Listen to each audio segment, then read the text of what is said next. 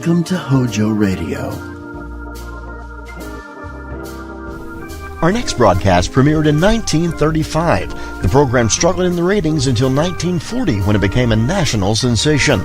Within 3 years, it was the top-rated program in America. Few radio shows were more beloved, and few play as well half a century later. It was the brainchild of real-life married couple Jim and Marion Jordan and was broadcast to the nation from WMAQ Chicago. The show entertained America until March of 1956 and continued on NBC's Monitor until 1959. We invite you to join us at 79 Wistful Vista with Fibber McGee and Molly right here on HOJO Radio. The Johnson Wax Program with Fibber McGee and Molly.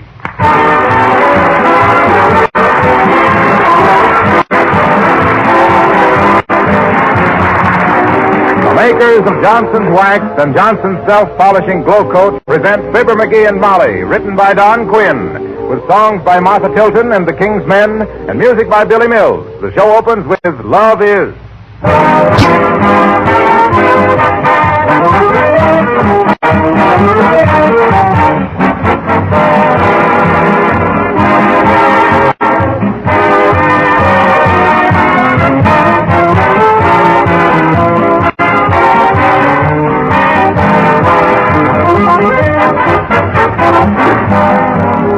One thing you can be sure of during these next few days, friends and neighbors will be dropping in unexpectedly for visits to talk over holiday plans and parties. Will your home always be ready for them, floors gleaming with beauty, tabletops and woodwork spotless? If you practice protective housekeeping with genuine Johnson's Wax, it probably will be. Daily housework is reduced to a minimum when these surfaces are Johnson waxed.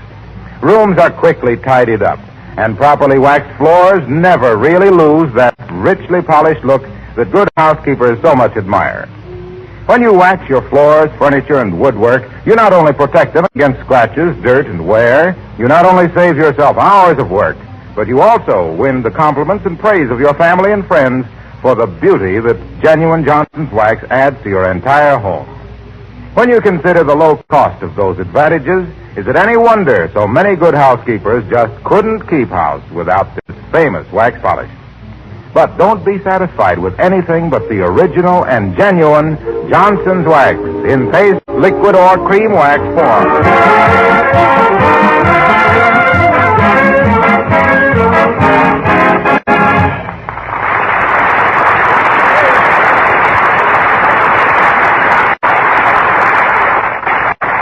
This is the time of year when a man who can't suppress his curiosity should be handcuffed and blindfolded. For instance, a package came for the McGees today, which is almost certainly a Christmas present. And we invite you to an interesting discussion between Fibber McGee and Molly.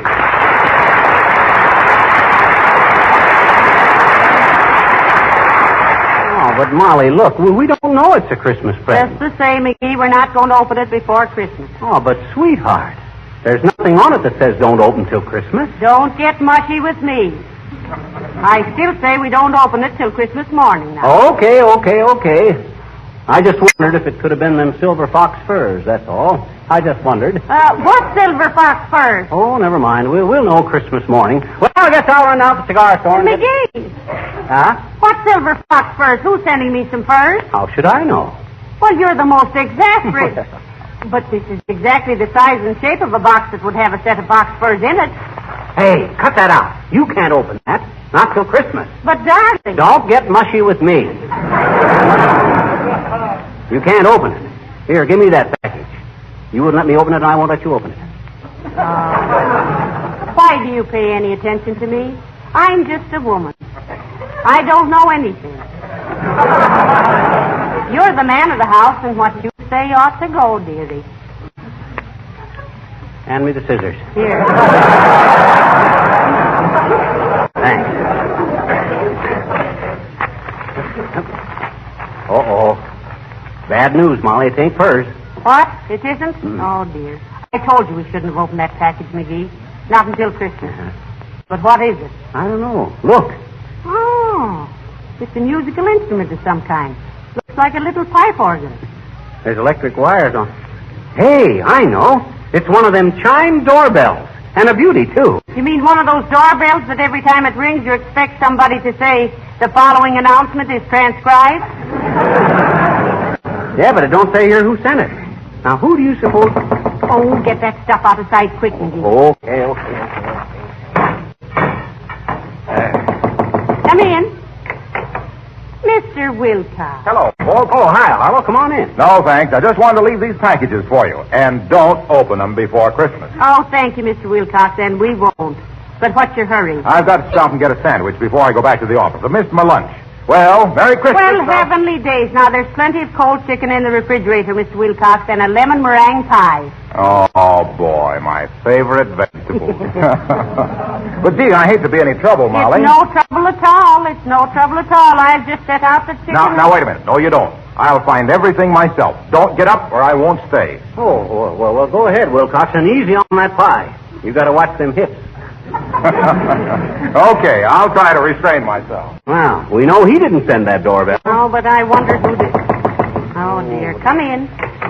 Yeah. Oh, how do you do, Mrs. Uppington? How do you do? How do you do, Mr. McGee? And Mr. McGee? And a yippee-yoo-tie to you, Mrs. Hughes. Won't you slip out of your sables and squat a spell?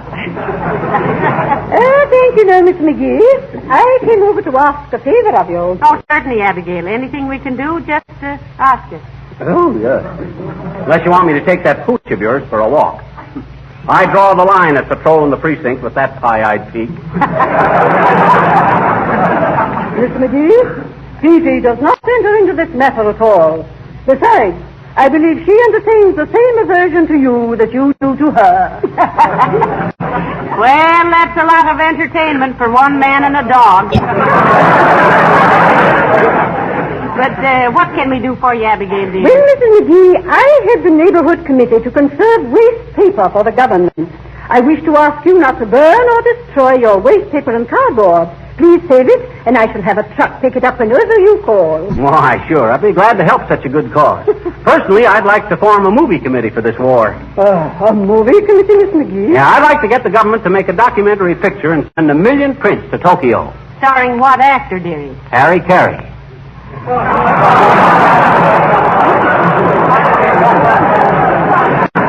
By the way, Uppy, did you by any chance send us an electric chime doorbell for Christmas? No, I did not, Mr. McGee. But I must say I admire your blunt way of inquiring. I simply detest people who hint. I do too, Uppy. Although when I was a cub reporter years ago, I was always the diplomat. Oh, yes. yes. Yes, you betcha. Seriously. Never used to ask a direct question if I could help it. But if there was any inside dope I wanted, I got it. Get that dope McGee, I was known as in them days. Oh, my. Get that dope McGee, the dashing, daring darling of the dailies and the ding-dong dipsy-doodle-daddy of the dirt dishers, diligently deviling dignified diplomats for delicate details, discreetly dictating data difficult to decipher, and deliberately denouncing dangerous demagogues dripping with dubious dialogue designed to develop defeatism, doing my duty with a dearth of dilly-dallying, despite the dirty digs of the desperate dogs who determined to dampen my do-or-die disposition and deteriorate a diggity dynamo into a drippy droop, a dandy detective at dodging death and danger, but doesn't this description sound like a total stranger?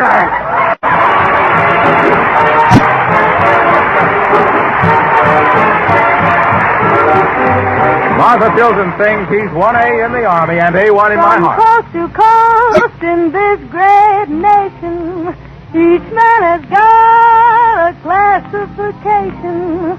Pray tell me, what's yours? I've got a guy who's really something. This man of mine, he ain't missing nothing. No wonder I'm happy to say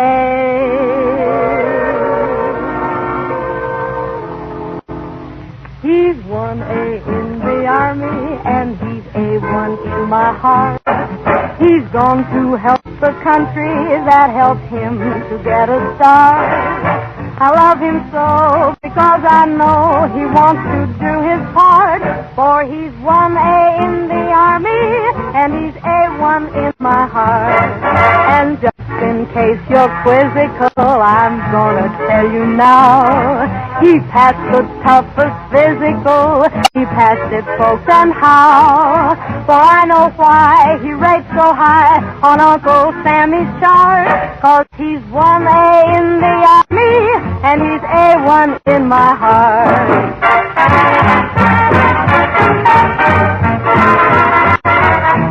They're 1A in the Army, and they're A1 in our heart. They've gone to help the country that helped them to get their start. We love them so because we know they want to do their part. 'Cause they're 1A in the Army, and they're A1 in our heart.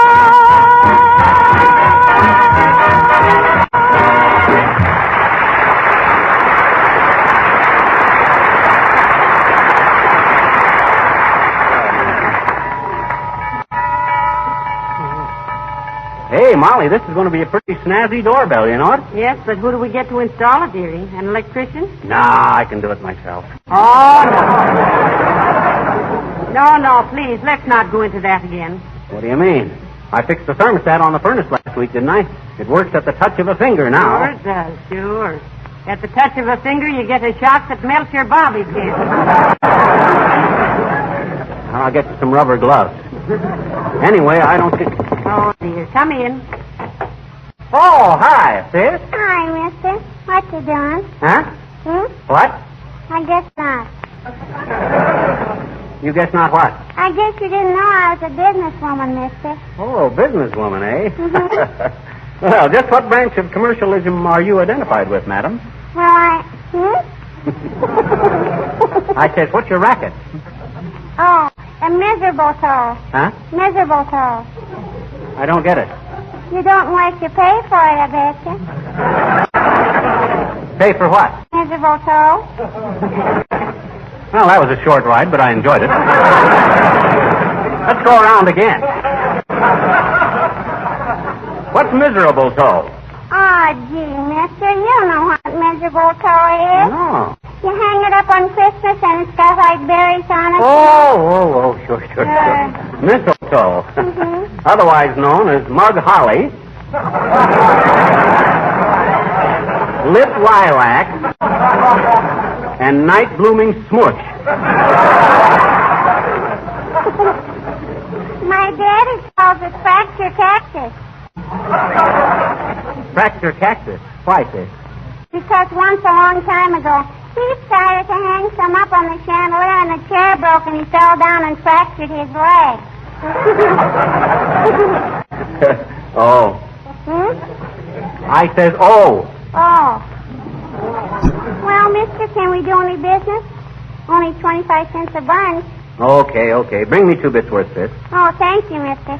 I'll deliver it first thing tomorrow and you can pay me the 35 cents. Fine. I'll be with... Hey, wait a minute. You says 25 cents. What's the extra dime for? Tax? What do you mean, tax? There's no tax on mistletoe. There is unless you want to glue it up, mister.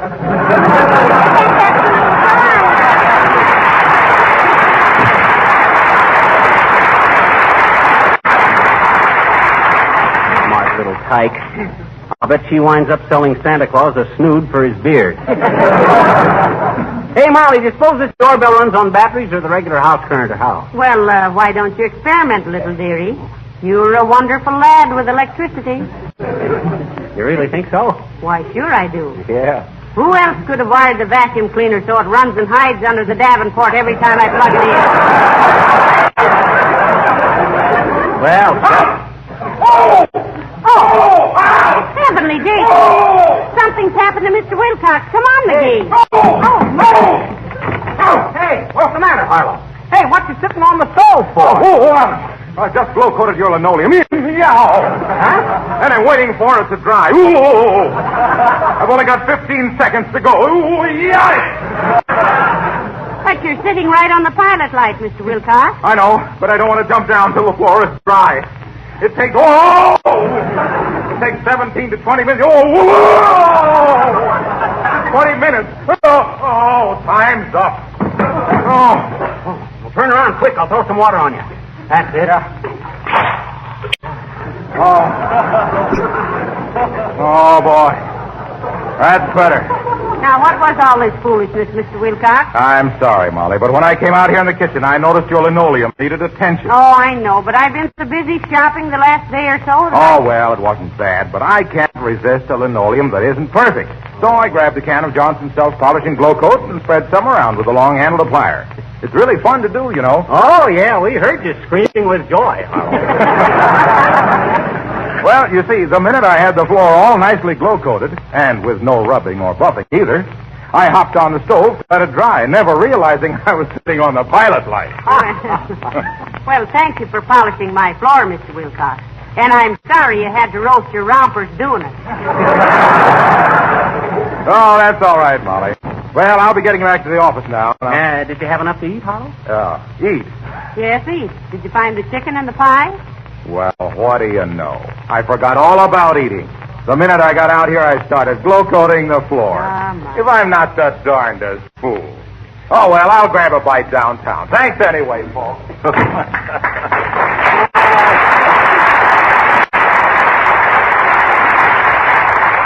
forgot to eat. I always said it, Molly, but I never really believed it. What? He'd rather talk about glow coat than eat.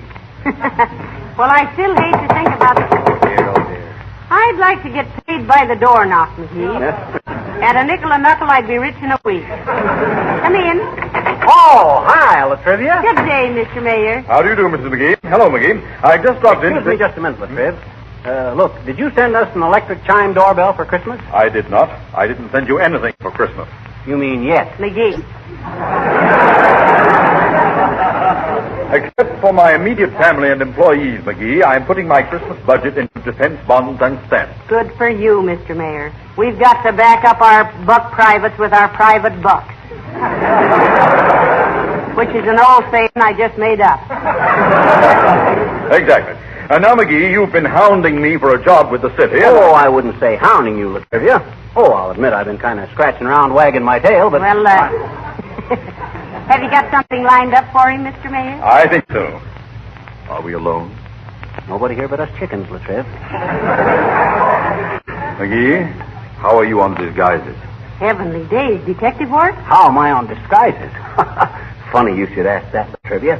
Why, when I was a Cinderdick for the old TSR Railroad... What railroad was the TSR? The Topeka, Sauganash, and Rochester.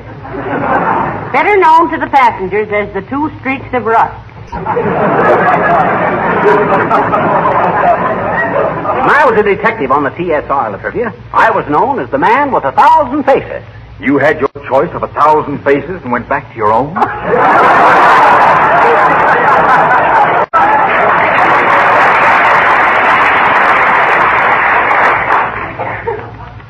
Oh, tush. I'll never forget the time I rounded up that gang of boxcar bandits around East St. Louis. I was walking along the right-of-way, slick as a cat, disguised as a jockey. Never mind the heroic details, McGee. All I want to know is, can you assume a completely different identity and maintain it under trying circumstances for days at a time? Oh, why, certainly he can, Mr. Mayor. Why, he can even disguise his voice. Change your voice for the mayor, dearie. Okay, I will. No trouble at all. In fact, I started changing my voice at the age of 14. That's splendid, splendid.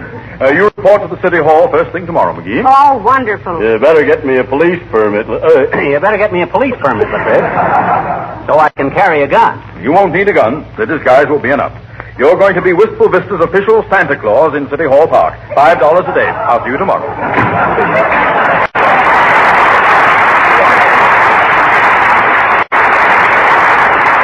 Well, man of 1,000 faces, it looks like you're holding the bag again. Why, that double-crossing political parasite. Who does he think I am? Santa Claus. I won't do it. I won't do it. He can't badger me into a beard and a bustle. No, sir. Well, here we go again. I got to hurry up and put this doorbell up. Yes, an ounce of prevention is worth 10 pounds on the door. Yeah. Come in. Merry Christmas, Mrs. McGee. Hello, little chum.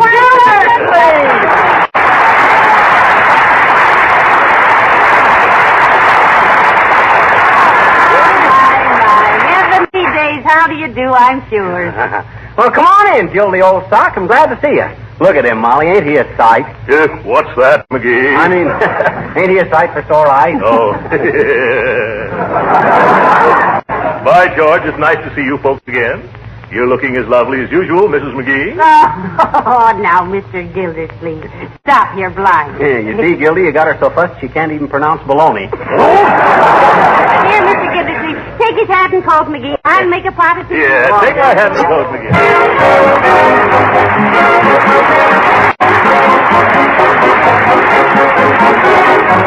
The King's Men sing What Do I Want for Christmas? Ding dong, Christmas bells. I must make a wish for Christmas while their music swells. Ding dong, all year through. If my wishes are auspicious, I'll be needing you. Oh, what do I want for Christmas? Do you really want me to tell? Well, I want you for Christmas Day and every other day as well. I never hang up my stocking beside the chimney flue.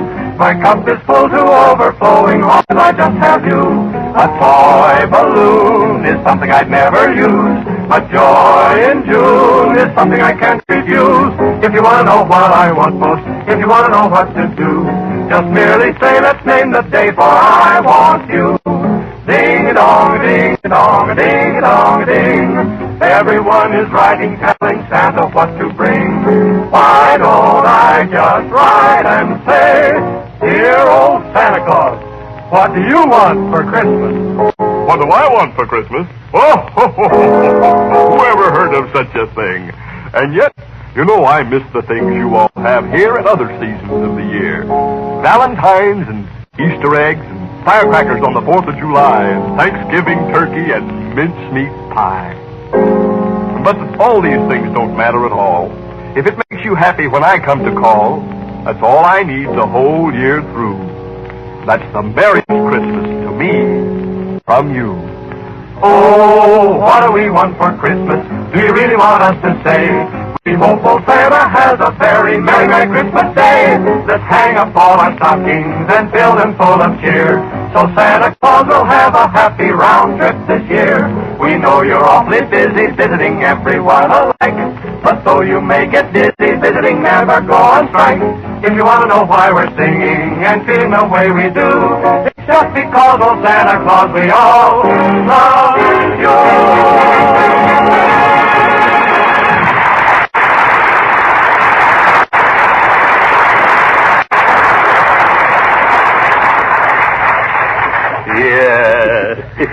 Yes, Sir Gildersleeve, you don't look a day older than when you left Wistful Vista. Oh, well. Not that you were any chicken then, but... Will you have another cup of tea, Mr. Gildersleeve?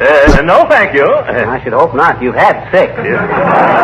I have not. I've only had 5, McGee. What do you mean, 5? You had one at the coffee table, one while you were snooping through our Christmas cards, another Oh, one... now, McGee, stop it. He's welcome to all the tea he can drink. Thank you, Mrs. McGee.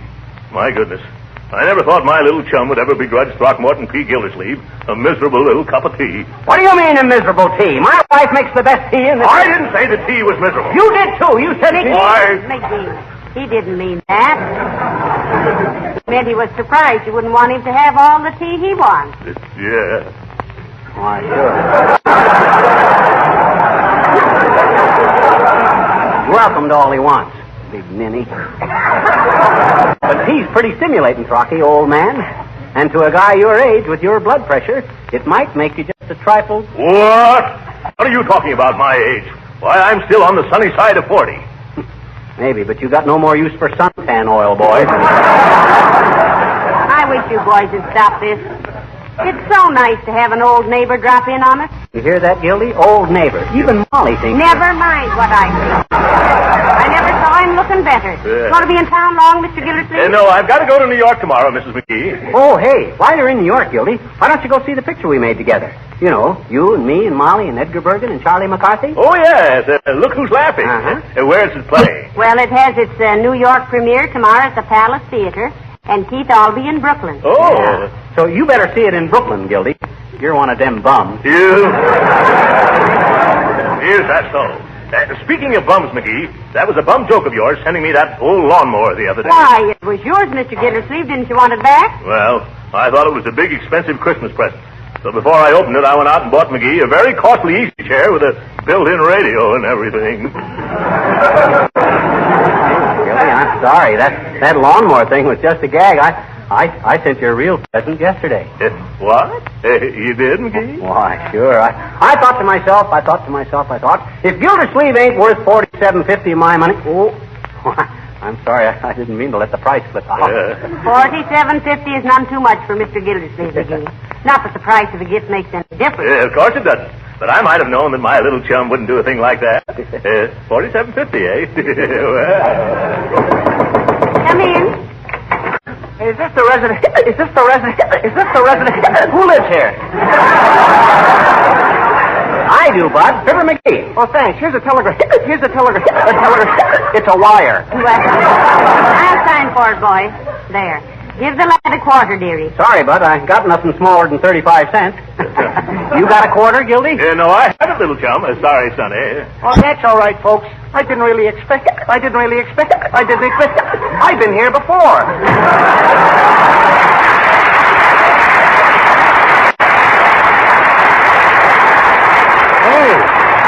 Hey, it's from Racine, Wisconsin, from the Johnson Wax Company. Oh, my, what do they say? It says, Dear Fibber and Molly, we are sending you under separate cover an electric chime doorbell. Oh, my. We are so tired of hearing that eternal door knocking. Stop.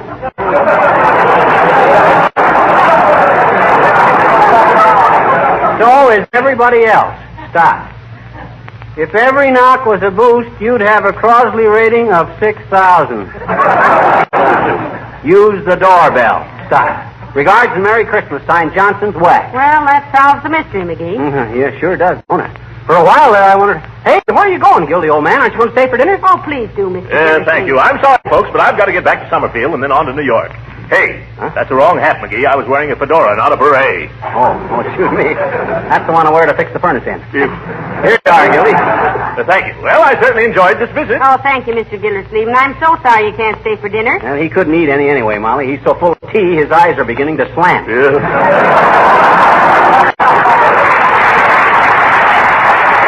Well.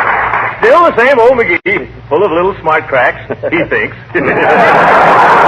Well, I hope you enjoy your Christmas present, folks. I'm sure we will, Mr. Gildersleeve, and thank you very much. Yeah, and I hope you like the one I sent you, Gildy. I'm sorry I was so crude as to let the price slip out. Yes, $47.50. Well, certainly nothing to be ashamed of. Wow. Well, goodbye, folks, and Merry Christmas. Goodbye, Mr. Gildersleeve, and the same to you. Oh, Rocky. Well, I'm certainly glad we found out who the doorbell was from, dearie. Me too. Hey, Molly. Yeah? What could I get Gildersleeve that would look like it cost around $47.50?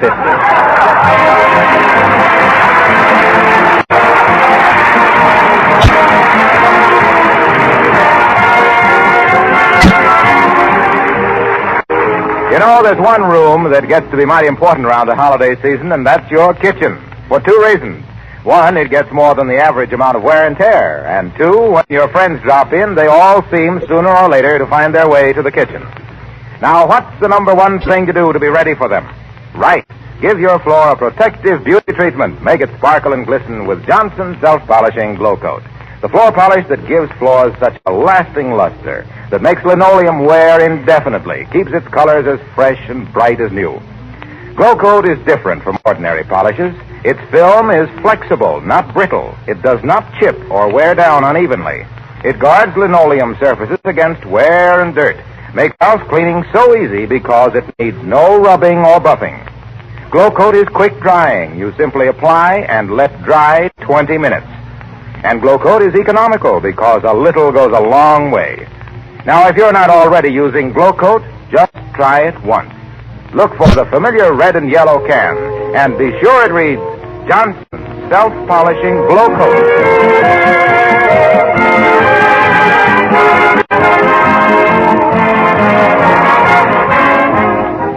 You know, Molly, it was nice to see old Gildersleeve again. Well, nobody'd think so the way you two argued that. Oh, we were just kidding. I wouldn't really fight with him. I should hope not. He's a much bigger man than you are. That's why it's so easy to get under his skin. He's got so much of it. Good night, and a Merry Christmas. Yes, and a Happy New Year, too. Good night, all.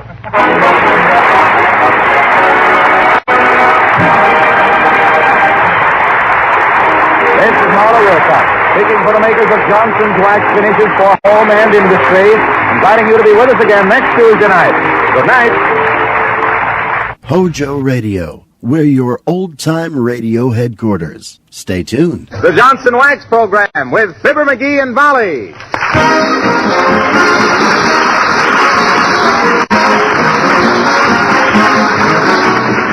The makers of Johnson's Wax and Johnson's Self-Polishing Glow Coat present Fibber McGee and Molly, written by Don Quinn, with songs by Martha Tilton and the King's Men, and music by Billy Mills. The show opens with the National Emblem March.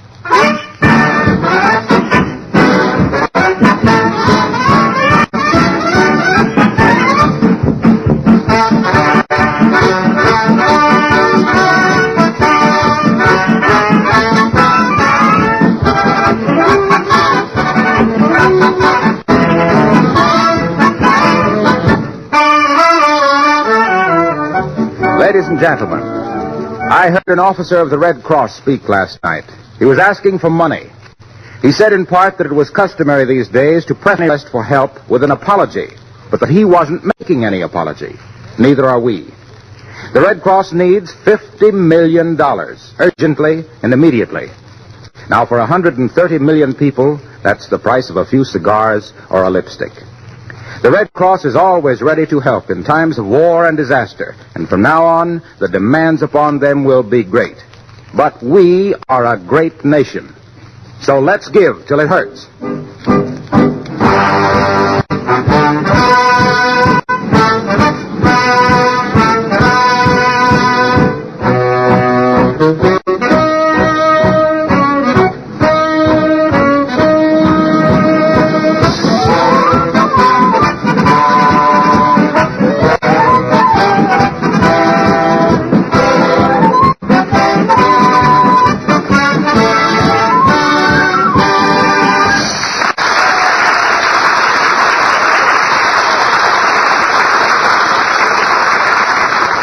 The master of 79 Wistful Vista is not one to squander $1.25 for a Christmas tree when he can drive out to the woods and chop down his own. No, sir. And here, driving up to the house, frostbitten but triumphant, we find that lumberjack who saves Jack on his lumber, Fibber of Fibber McGee and Molly.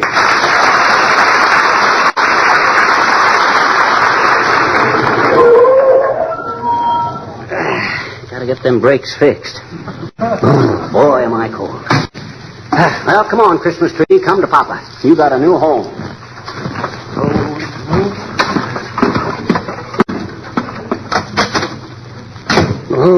McGee, you're getting snow all over the hall. Why didn't you stamp your feet? Why should I stamp my feet? I ain't mad at anybody.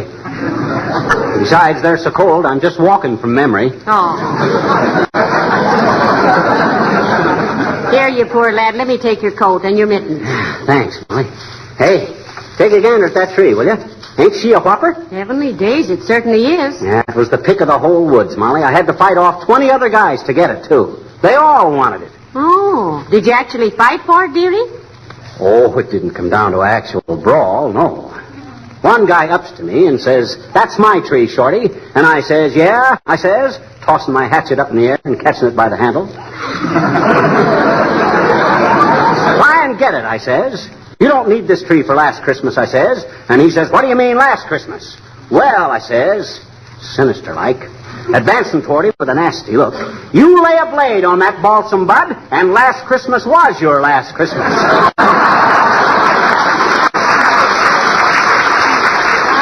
Good for you, McGee. Did he go away then? No. He started swinging his axe at me. And just then I noticed that this tree, which was a little farther along and was even bigger and better. Oh, yeah. So I just sneered and walked away. Double time. Well, it certainly is a big one. What'll we do with it after Christmas? Hollow it out to make a canoe? Shucks now, Molly, just because... What took you so long to get it home? You know, you've been gone 6 hours. Well, I had a blowout on the way back and had to stop and buy a new second-hand tire. Oh. Cost me $7. Where's the hatchet? I lost it in the snow, but I know just where it is, and next spring when the snow melts, I'll get... Oh, my gosh. What's that? Oh, it's that window in the dining room. I opened it because it was so hot in here, and it won't stay open. No. Well, I'll fix it when I get time. By the way, what time is it? It's after 4. Why? Where's your wristwatch? Well, I took it off to chop this tree down and forgot all about it. Uh-huh. Then when I went back to look for it, it had snowed some more and covered it up. Well, that's fine. A $30 wristwatch, a $2 hatchet, and a $7 tire. $39 for a 98-cent Christmas tree. Oh, happy Yuletide.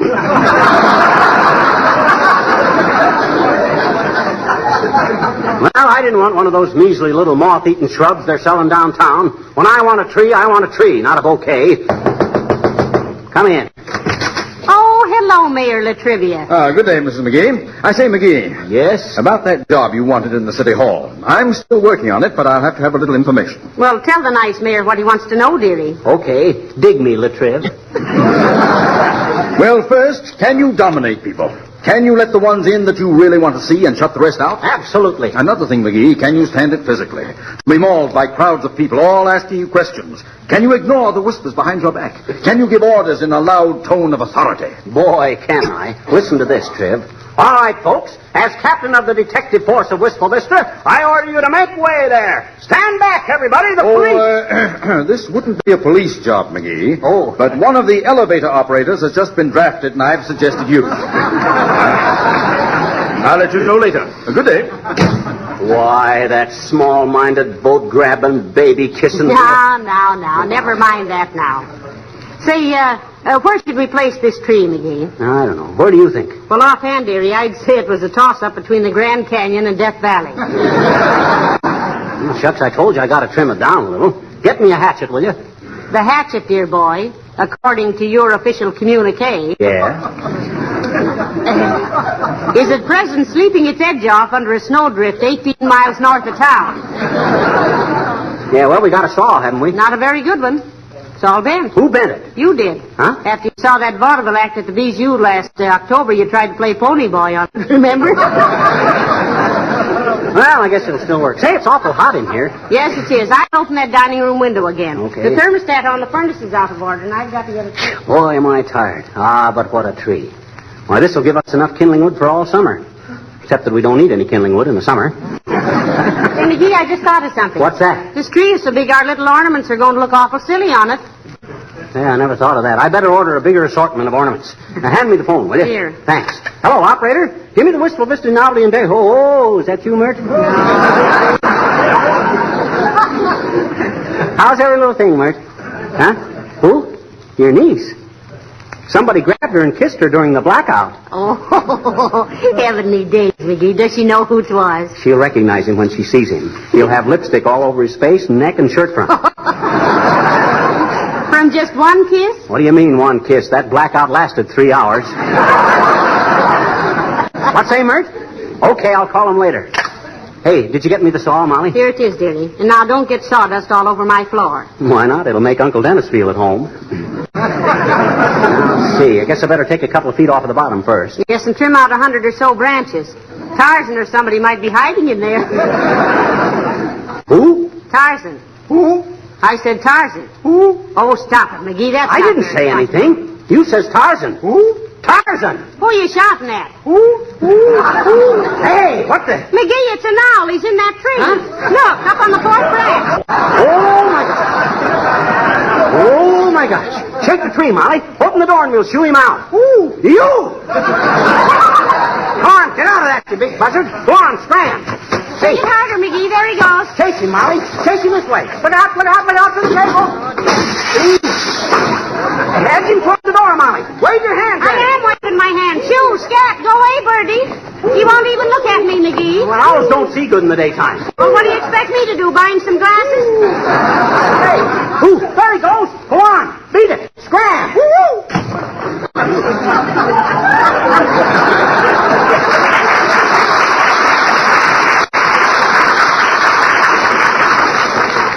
Well, thank goodness. Those things give me the creeps. Me too. Though I will say it was decent of him to back up my judgment. What are you talking about? Well, owls are wise birds, and we both picked out the same tree. Don't you get it, Molly? I says, Ain't funny, McGee. Okay. Well, I've been hooted at enough for one day. Hand me the saw again. Thanks. Now... Hello there, daughter. How's about... Hey, what you got there, Johnny? Christmas tree? Oh, no.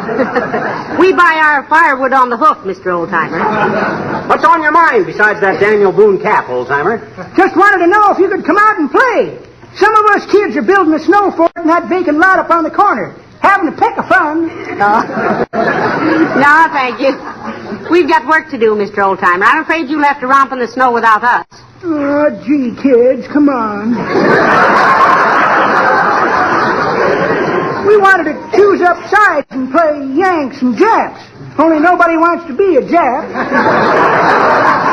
Well, we haven't got time to play now, Oldtimer. I got to trim this tree before... Then you got a corncob pipe we can have, Johnny. I built a big snowman. I want to put a pipe in his mouth. Oh, give him a cigarette. Yeah, and put a sign on him. Something new has been added. That's pretty good, Johnny. But that ain't the way I heard it. The way I heard it...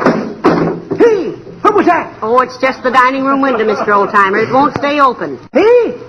Oh, well, the way I heard it, one feller says to t'other feller, he says, why does Hitler make all his speeches from a beer garden? Well, says t'other feller, that's so when he starts foaming at the mouth, nobody'll notice it.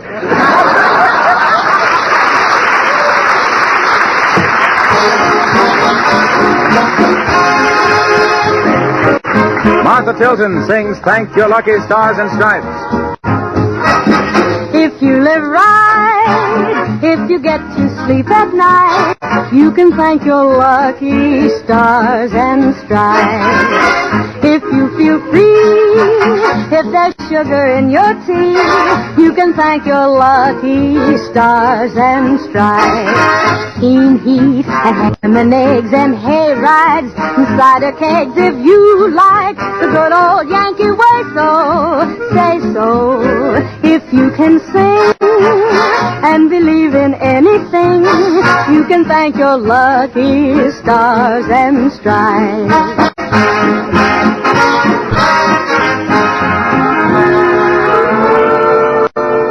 Do you like it here? Don't you think this country is swell?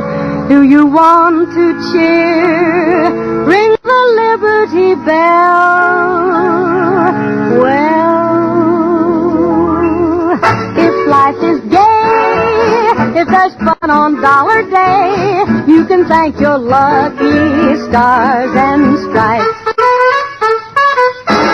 If you can joke and enjoy an artichoke, you can thank your lucky stars and stripes. Dime stores and bobbykins and hot dogs and Mickey fins, if you like the way we go about it, shout it. If you can sing and believe in anything, you can thank your lucky stars and stripes.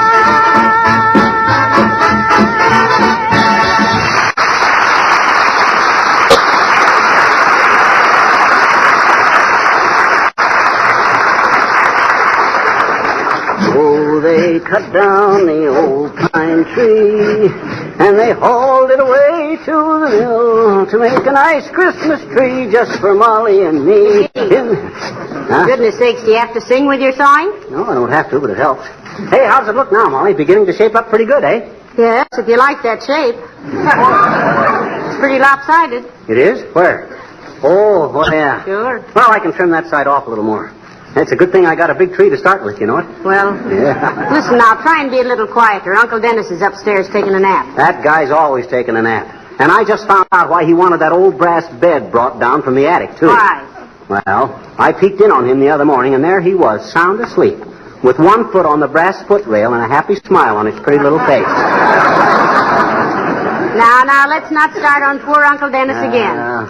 He's a gentleman and a scholar. He ought to be a scholar. He's had more teachers than anybody I ever knew.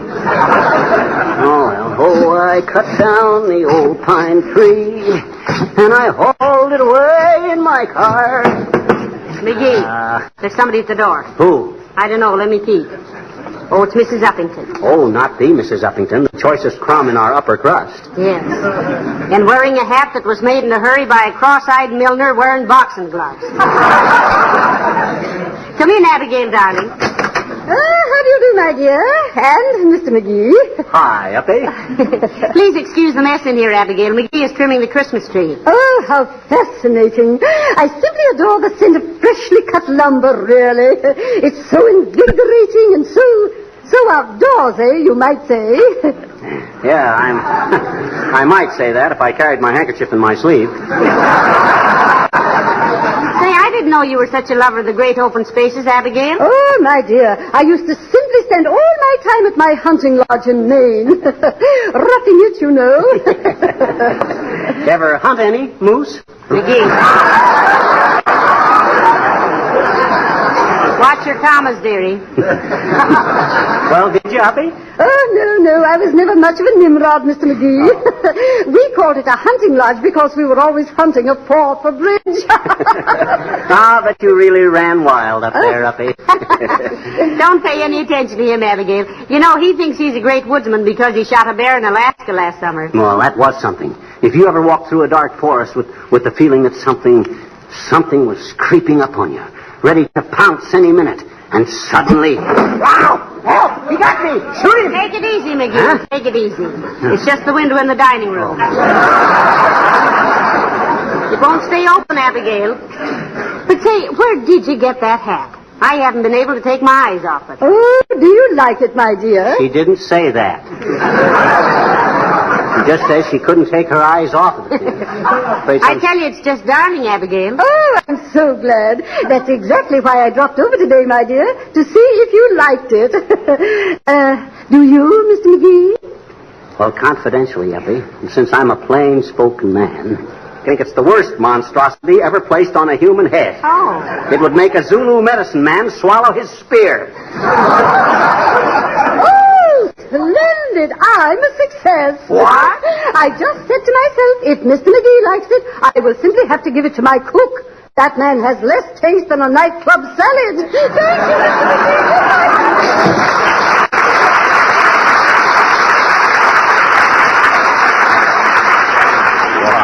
That old flounder.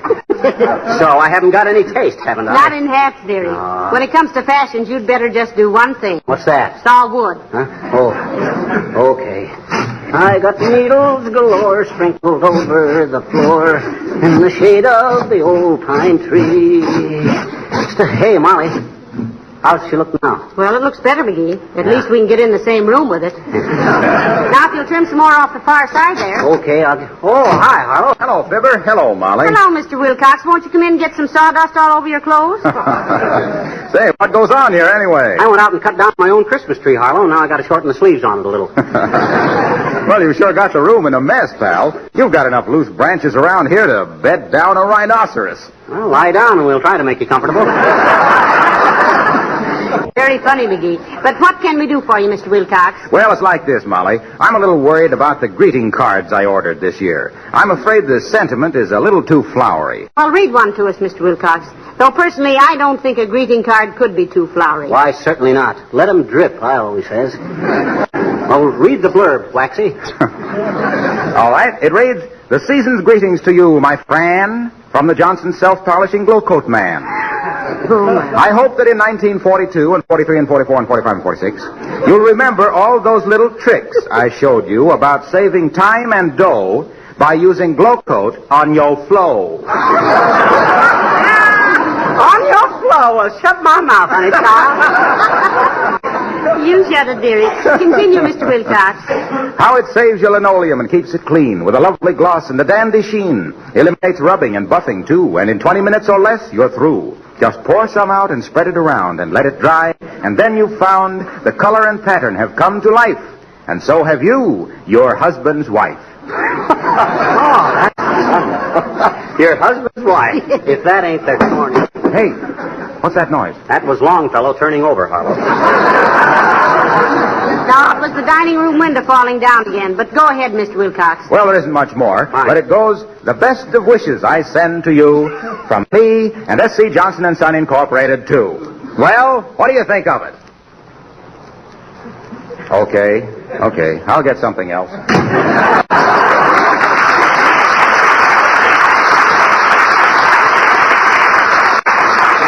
Naive character, isn't he, Molly? How naive. Oh, I was talking to him one day, and he looks all around to see if anybody was listening, and then whispers to me that Santa Claus didn't really live at the North Pole. He said he really lived in Racine, Wisconsin. Say, that tree's getting awfully small, McGee. Better not trim it much more. I know, but I decided that it would look a lot better up on the piano. Well, that'll be nice. Then it'll be out of the way. Yeah, that's right. I'll go out and fix that dining room window. Okay. Oh, I cut down the old pine tree, 'cause the ones at the store were not free. I told the man at the store, there's a knock at the door. I wonder who that could be. Come in. Oh, hello, Mr. Wimple. Hello, Mrs. McGee. How are you today, Mr. McGee? Fit as a fiddle and ready to play humoresque, Wimp. Old shrimp, what's it with you? I just dropped in to say goodbye for a couple of weeks, is all. Oh. I'm spending the holidays in Chicago with Mama and Papa. Oh. Is your wife going with you, Mr. Wimple? Who, Sweetie Face? Uh-huh. No, she has to stay here and knit. Knit? Can't she knit on the train? Not so good, Mr. McGee. She broke 3 ribs wrestling with a policeman, and the doctor says she'll knit much better at home. Well, what on earth was she doing wrestling with a policeman? Oh, she is the instructor at the police gymnasium, Mrs. McGee. The whole force is just crazy to study with her. At least, I think they are. I'll bet you'll miss her, Wimple. How much? How much will you miss her? No, how much will you bet? Oh, I shouldn't say that, I suppose. Sweetie Face is really a wonderful woman at heart, if any, and I doubt it. Well, we'll call on her while you're gone, Wimple, and see if there's anything we can do. Yes, we might take her some fruit or something. Oh, I wouldn't advise it, Mrs. McGee. Last time Sweetie Face was sick, some people took her some flowers, and she threw them in their faces. Oh, don't she like flowers? Yes, she loves flowers, but she hates people. Well, goodbye, folks, and Merry Christmas. And to you.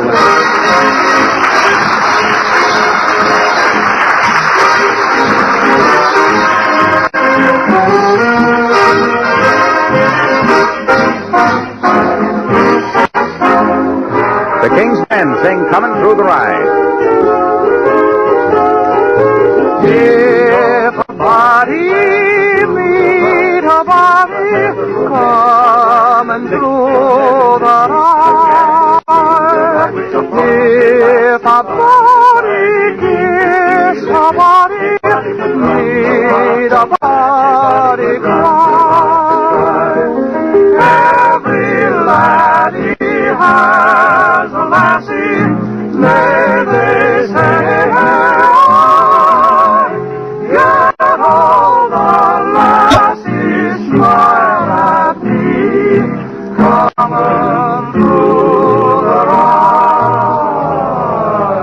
If a body meet a body, coming through the rye, if a body kiss a body, need a body cry. Now everyone must have a loving lassie, but they say that the lassies always pass me by. Yet all the girls, they smile at me, coming through the rye. If a body meet a body, coming through the rye, if a body kiss a body, need a body cry. Every little laddie has a bonny little lassie, but may they say, hey, I, yet all we lads and lassies get together in the heather when we're coming, whilst we're not coming through the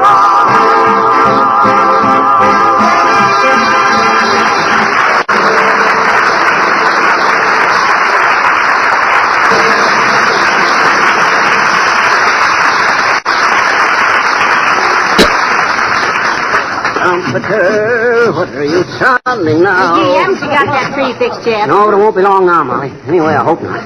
This saw is getting duller than a bus trip to Bloomington. Well, is it still awfully hot in here, McGee? You're asking the wrong man, Mrs. McGee. I'd be hot right now if I was up to my clavicle in ice cubes.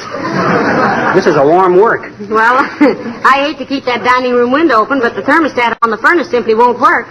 Say, have you been monkeying with that, McGee? Who, me? Yes, you. With the thermostat? Yes. Why should I have been monkeying with the thermostat? That's what I want to know. Heck, I don't know anything about a thermostat. I know that, too, but did you monkey with it?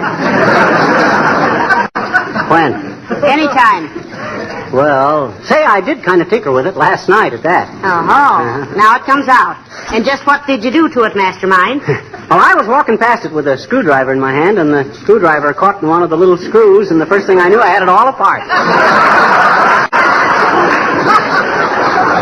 Wonderful little gadget, too. McGee, I don't know what I'm going to do with you. That's a coincidence, Molly. I don't know what I'm going to do with this little dingus I took out of it either. I couldn't find any way to get it back in there. Well, why didn't you tell me so I could call the furnace man? Well, I was going to fix it myself when I got time. I'm pretty ingenious with mechanical stuff. You know that. Oh, sure. What happened when you fixed my percolator? What you mean? It throws coffee across the room like a fire extinguisher. And my electric toaster. Oh, well. I have to fix breakfast wearing a catcher's mitt. Oh, well. No machine is perfect. As soon as I finish with this tree, I'll fix it. Stop a while and listen to my... Well, you go ahead and I'll go open that dining room window. Okay. Oh, for the... Come in. Hi, mister. Oh, hi, sis. What you doing? Who what you? Sis, I'm currently engaged in giving this deposed monarch of the forest a cross-cut massage. I says I'm doing a little whittling on this Christmas tree. Look, do you always drink your milk like a good girl? Sure I do, I bet you. Why? Well, you better, that's all. Take a look at this saw. Only 3 years old, and its teeth are all shot. Let that be a lesson to you. Okay, mister. Now, I wish you wouldn't bother me anymore now. I got to finish this job and get the sawdust swept out. Gee, you know it smells dandy in here. Sure it does. No nicer smell in the world than a cedar tree. It's one of nature's lures to get us out into the great outdoors. Gee, is it? Honest, mister? Sure it is. You got to realize, sis, that there's a reason for everything in nature. Oh. What's nature's reason for spinach, huh? Why, sis, do you mean to stand there with your little arms sticking out of your shoulders and tell me you don't know that? Yes, I don't, I bet you. Nature gave us spinach so we could have Popeye. Oh. Gee, I guess I never thought of that, mister. Nature is wonderful, isn't he? She. Nature, sis, is always referred to as she. Why? Well, oh, boy, here's my chance to make Reader's Digest. Sis? Nature is called she because it's so inconsistent, unstable, unpredictable, beautiful, mean, gorgeous, appealing, nasty, and nobody yet has ever understood her. You think the Reader's Digest would like that? Well, don't you? The name of the magazine, mister, is Digest, not Heartburn. So long now.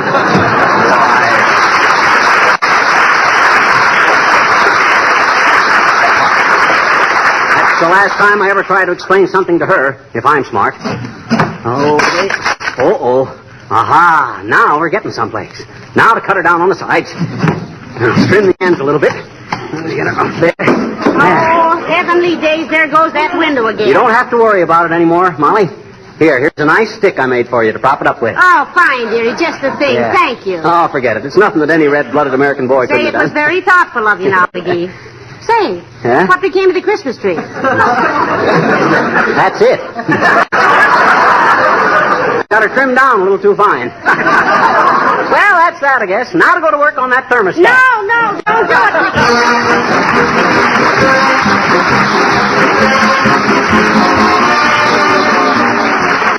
Folks, day after day and night after night on this program and others for the past 2 weeks, you've heard urgent requests to buy defense bonds and defense stamps. It's getting a little repetitious, isn't it? Well, it's going to get more repetitious. We're going to say it again and often and loud. This is not an invitation to a tea party or a bingo game. This is war, and we've got to do something about it. It's going to cost a lot of money to win it, but it would cost a lot more than mere money to lose it. Now, don't wait for somebody to come to your door selling bonds and stamps. Get down to your bank or post office and lay it on the line. This isn't the other fellow's fight. It's yours and mine. So here it is again. Buy defense bonds and defense stamps. Yes, and if you live in Canada, buy war saving certificates or victory bonds. Good night. Good night, all.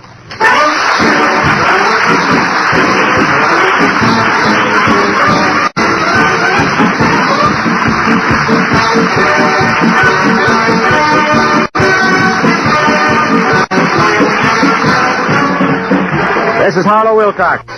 Our next broadcast is a science fiction drama series that was broadcast from April 24th, 1955 to January 9th, 1958 in various time slots on NBC. Known for its high production values and adapting stories from the leading American authors of the era, it has been described as one of the finest offerings of American radio drama and one of the best science fiction series in any form and medium.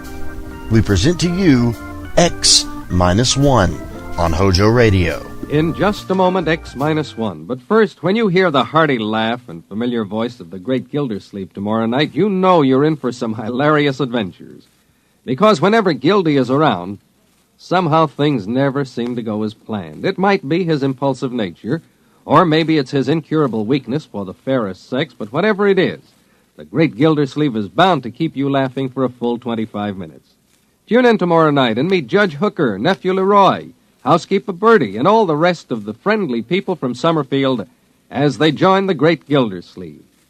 Now stay tuned for X-1 on NBC. Countdown for blast off. X-5, 4, 3, 2, X-1, fire.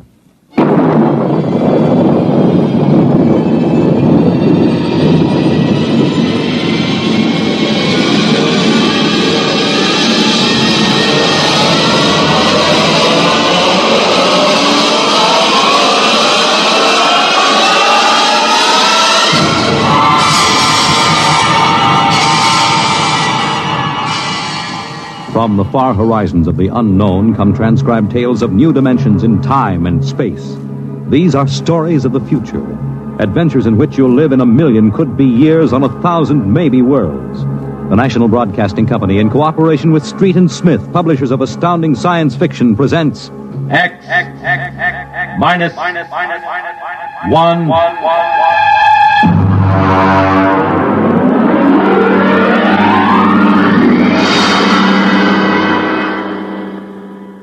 Tonight's story, Time and Time Again, by H. Beam Piper.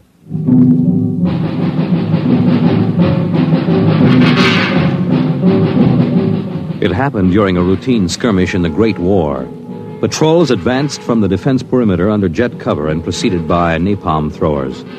The enemy defended in depth and mopped up with guided 98s fired from 40 miles to the rear. The blast area was 10 miles in circumference, and the medics didn't find much to pick up over 500 yards in. Come on. All right, now back it in here. Look out, it's lousy with mud. More. Now, cut left. More, hold it. Stretches.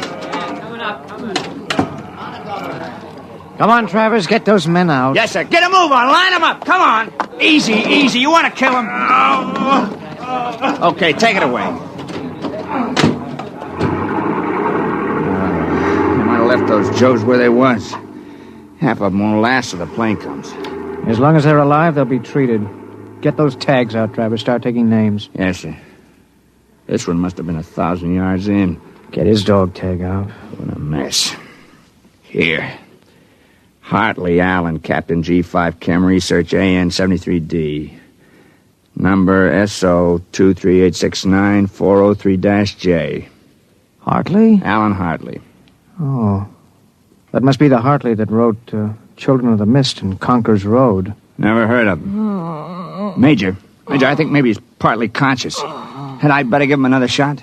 Go ahead, Sergeant. There isn't much else we can do for him. It's a rotten shame. Yeah, ain't it always? Okay, Captain, let me have that arm. There.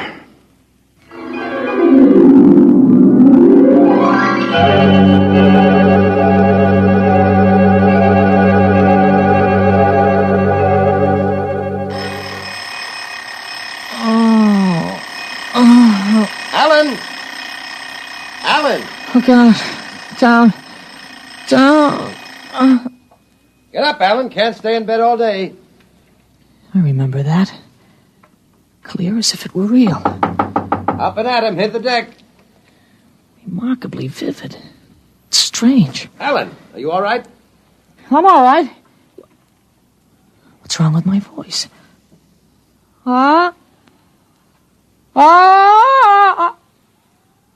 It's too What are you doing? Practicing singing? My voice has changed. Is that all? You're growing up. Happy birthday. Happy birthday? Hey, wake up, son. Wake up. I am awake. It's impossible. I am awake. Well, the way you slept through that alarm, I'd say it was impossible. Come on, out of bed. I don't understand. You went to bed at a decent hour. You could wake up the next morning. Come on, son. Breakfast waiting. Out of bed or I'll turn it over. All right. It's a dream. Maybe, but you're wide awake now. I am. I'm awake. Well, half awake anyway. That's the bell at St. Boniface, isn't it? What day is it? Are you kidding? You forget today's your birthday? No, I didn't forget. Neither did I. Here, son. Happy 13th birthday. You won't guess what's in here. A rifle. A light .22 rifle. Oh, now how did you know that? I remembered. Did I spill the beans sometime?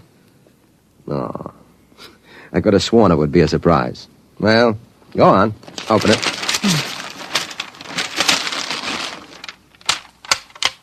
You like it? Yeah, it's perfect, Dad. We'll have to lay down rules about using it, and I'll have to teach you how to operate it. I don't believe in letting a boy handle a gun till he really knows how. If I let you play with that thing before I teach you about guns, you'd blow your head off. I suppose so. I'll be shaving, Alan. Come down to breakfast when you're ready. Well, it's a big day today. You're almost a man. Almost. You're still groggy. Snap out of it, Alan. I will. There's a dream in it somewhere, but I'm not sure which. What? Never mind, Dad. I'll be right down for breakfast.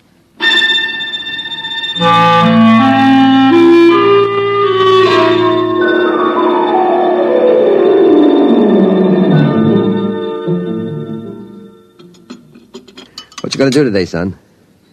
I want to do some reading this morning, I guess. That's always a good thing to do. After breakfast, suppose you take a walk down to the station and get me a Times. Didn't it come? What, the Times? Well, they don't deliver. Be a good idea, though. Maybe I'll talk to Sam Ashburn about it. Here's a $50, Alan. Get anything you want for yourself out of the change. Thanks, Dad. Finish your milk before you go. Sure, Dad. Thanks for the money. You're big enough to handle it now. Hurry back. I'd like to finish the crossword puzzle before lunch.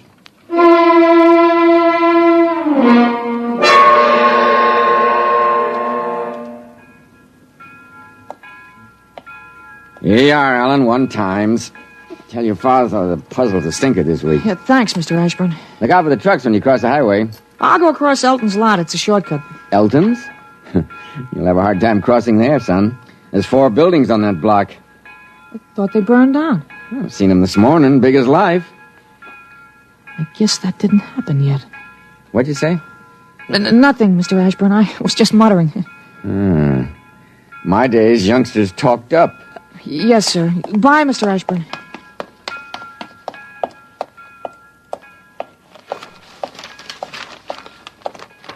Monday, August 6th, 1945. Okinawa 1. Bombing Japan. Hey, Alan. Huh? Alan, wait up. Hey, Larry Morton. Hi, Larry. Hi, Al. You going to Sunday school? No, I have some things I want to do at home. Oh, get him. Fancy pants talk. Things I want to do at home. Oh, go chase yourself around the block. Go jump in a garbage can. Go take a flying jet to the moon. Hey, that's a new one. Flying jet to the moon. You thought up a new one, Al. Yeah. I wish I could stay home from Sunday school when I wanted to.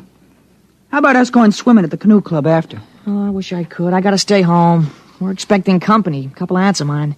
Dad wants me to stay home when they come. Aunts are a pain. Nothing I can do. You see the football movie at the Grand? Boy, what a team. Notre Dame. I thought you'd like Cornell. Cornell? They couldn't beat Vassar. Well, you're gonna go to Cornell, aren't you? Me, Cornell? Fat chance. I'll bet you do. I wouldn't take your money. Well, I know you wouldn't, but you'll go to Cornell, all right. Cornell. Far above Cayuga's waters, there's an awful smell. Just the same, you'll go to Cornell. Hey, Larry, I gotta go. Well, so long, Al. I'll see you. So long, Larry. See you.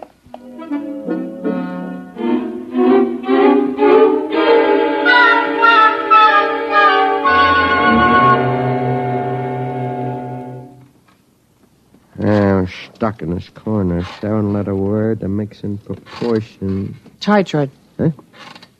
Titrate? T-I? It fits. Now, how did you know that, Alan?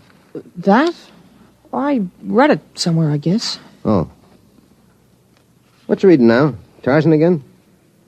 No, not Tarzan. It's refreshing to see you with a book. Sometimes I think I ought to forbid comic books in the house.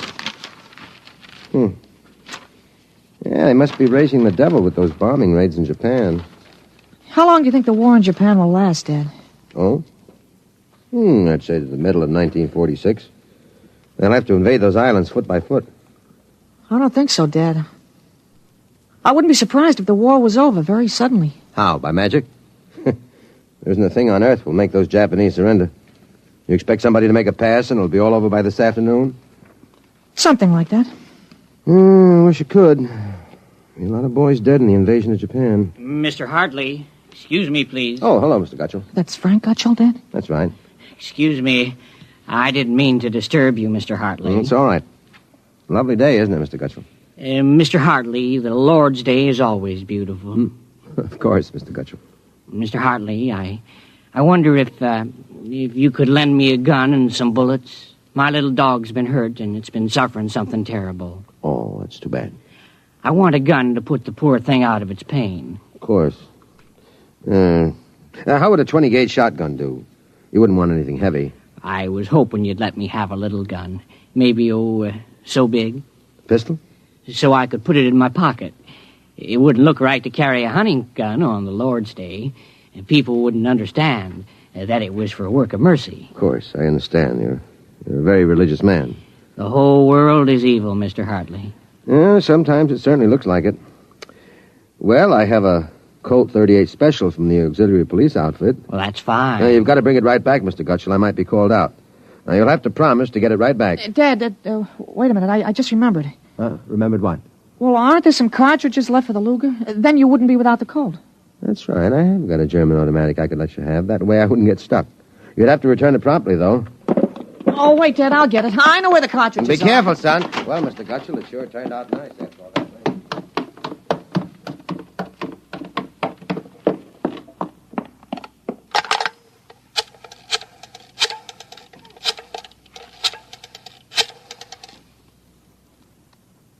Hello, police headquarters. This is Blake Hartley. Frank Gutchell, who lives on Campbell Street, has just borrowed a gun from me, ostensibly to shoot a dog. What? No, he has no dog. He intends shooting his wife. Now, listen, he'll walk home. If you hurry, you can get a man there on time. What? No, but I wish you'd get my pistol back to me. It's from the First World War.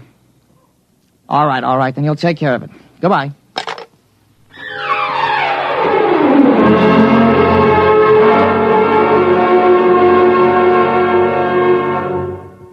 There you are. What kept you, Alan? Well, I couldn't find the cartridges at first. I'll show Mr. Gutchell how it works. It's all loaded, ready to shoot. This is the safety. Just push it forward and up. There are 8 shots in it. Did you load the chamber, Ellen? Sure, it's on safe now. You understand how it works, Mr. Gutchell? Oh, yes, I understand. Thank you, Mr. Hartley. Thank you, Sonny. Goodbye. Goodbye, Mr. Gutchell. Return the gun when you're done. Yes, I'll be done with it soon. Goodbye. Alan, you shouldn't have loaded that gun. I guess it's all over now.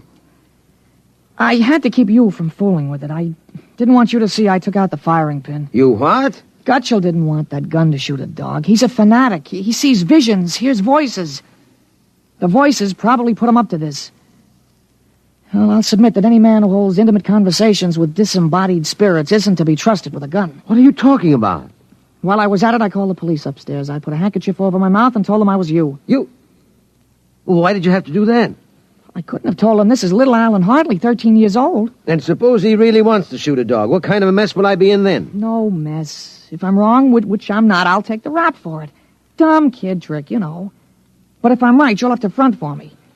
They give me a lot of cheap boy hero publicity, which I don't want. This is crazy, Alan. This is absolutely crazy. Maybe. We'll have the complete returns in 20 minutes.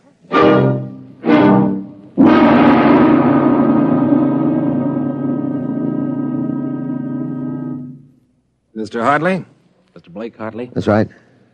I'm Detective Sergeant Koborski from Homicide. Here's your Luger.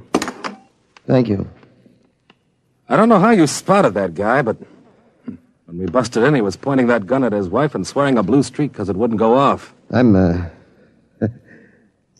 glad I was able to help. You know, they may even have some kind of a citation for you, Mr. Hartley. I don't think that's necessary.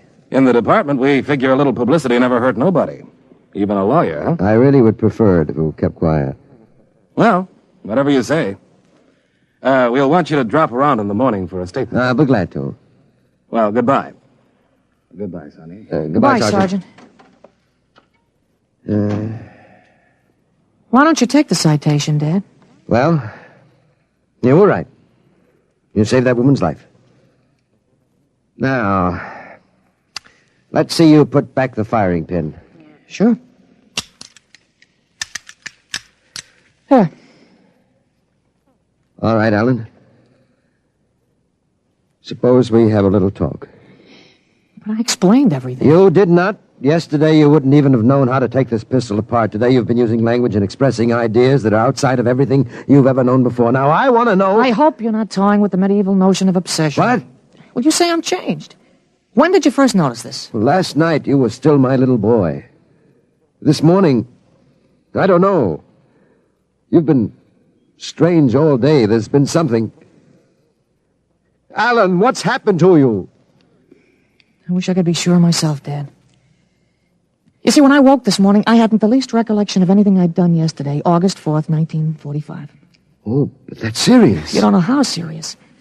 My last memory was lying on a stretcher, injured by a bomb explosion. I was 43 years old, and the year was 1975. 1975?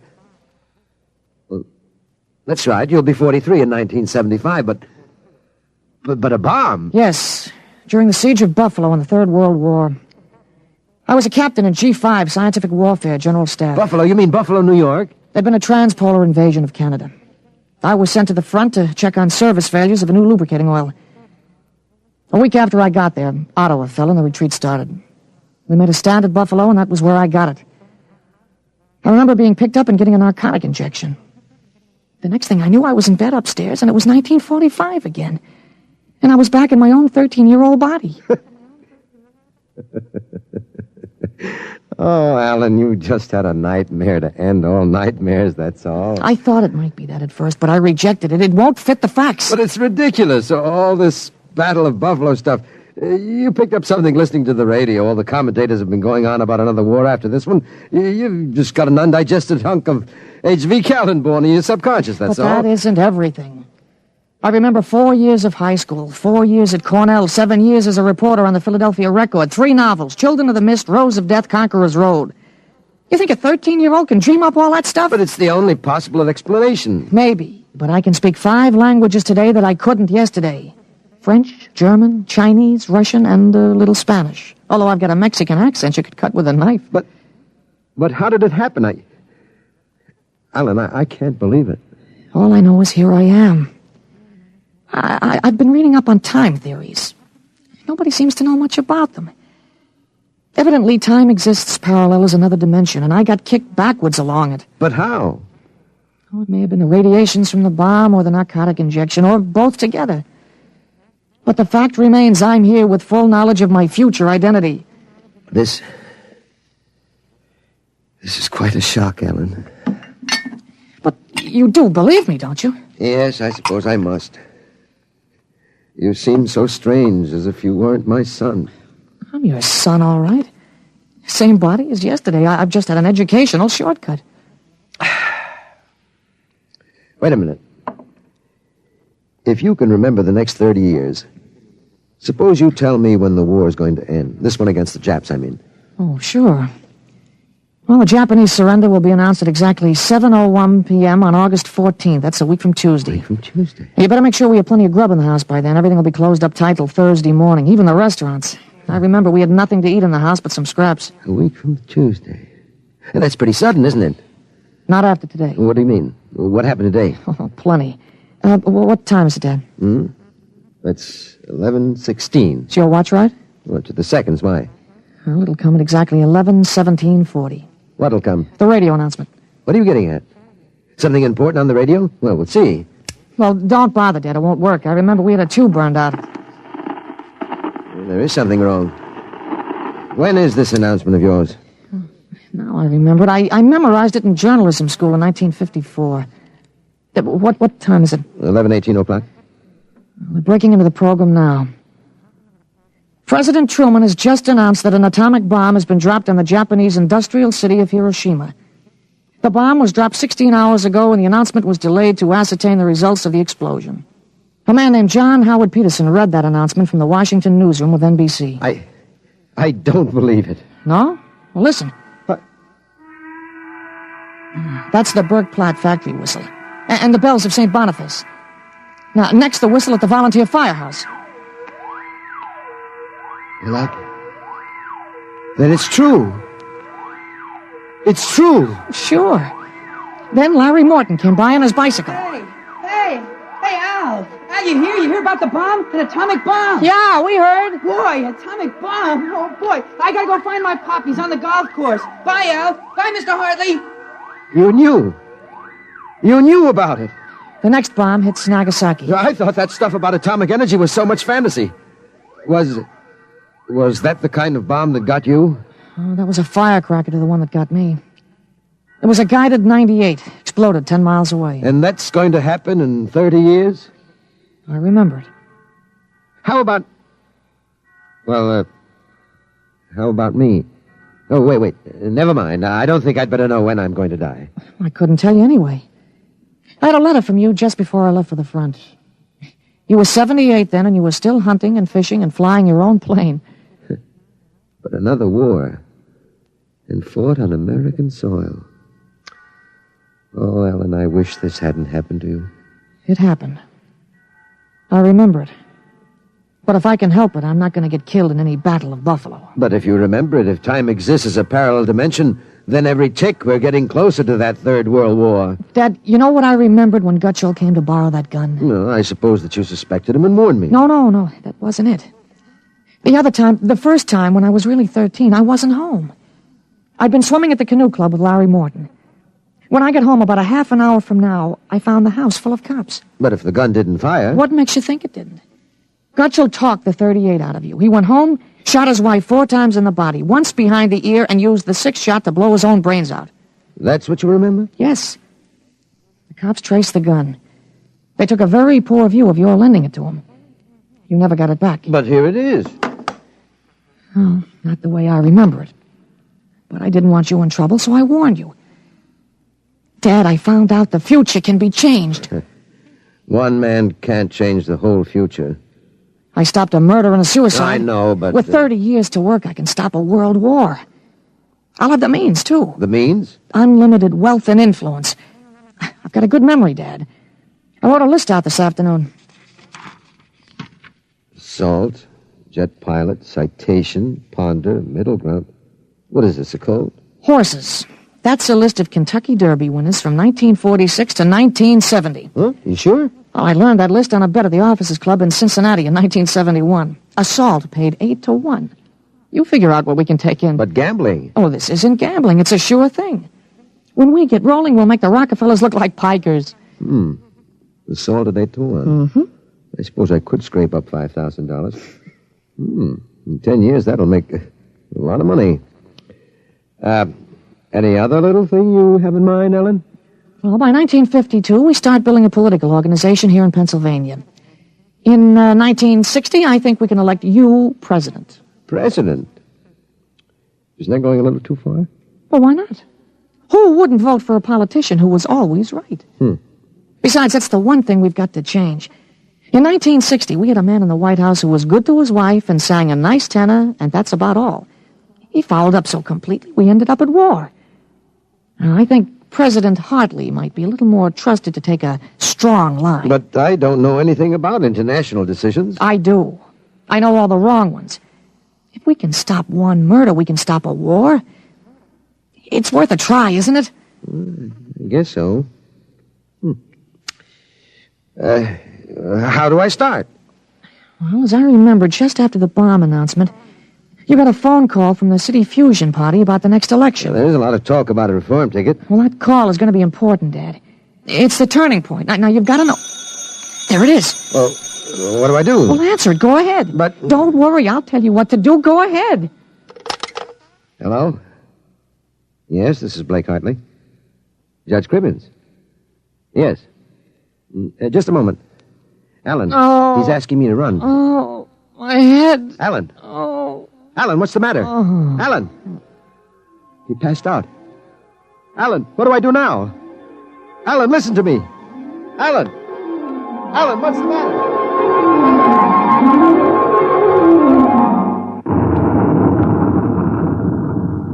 Captain Hartley. Captain Hartley. He was all right, Doctor. I gave him a shot and he was all right. Well, he's dead. All right, Sergeant. Make out the tag. Hartley Allen. Captain. Dead April 8th, 1975.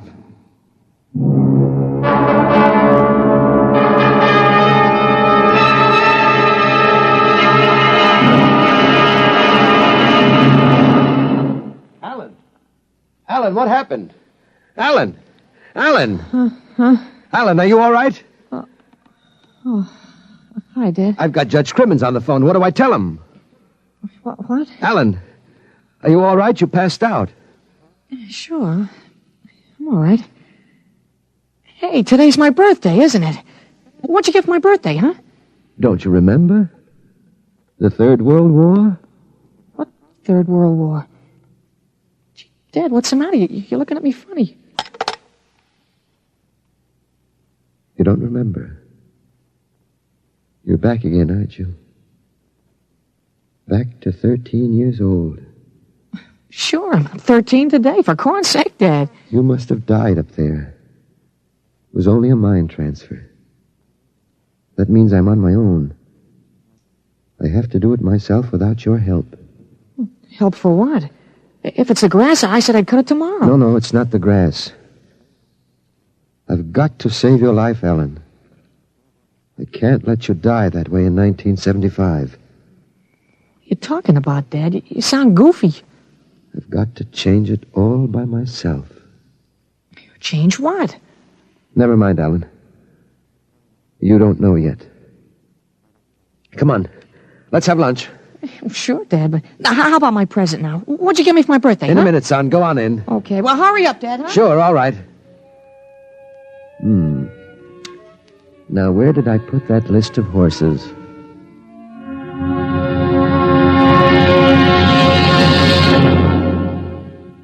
You have just heard X-1, presented by the National Broadcasting Company in cooperation with Street and Smith, publishers of astounding science fiction. Tonight, by transcription, X-1 has brought you Time and Time Again, written by H. Beam Piper and adapted for radio by Ernest Kenoy. Featured in the cast were Jack Grimes, Peter Fernandez, Joe DeSantis, Joseph Bell, Clark Gordon, Herm Dinkin, Dick Hamilton, and James Dukas. Your announcer, Fred Collins.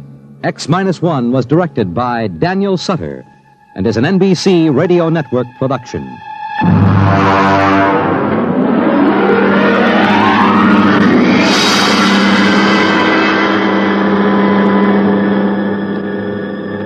Keep it tuned right here to HOJO Radio for more classic old-time radio.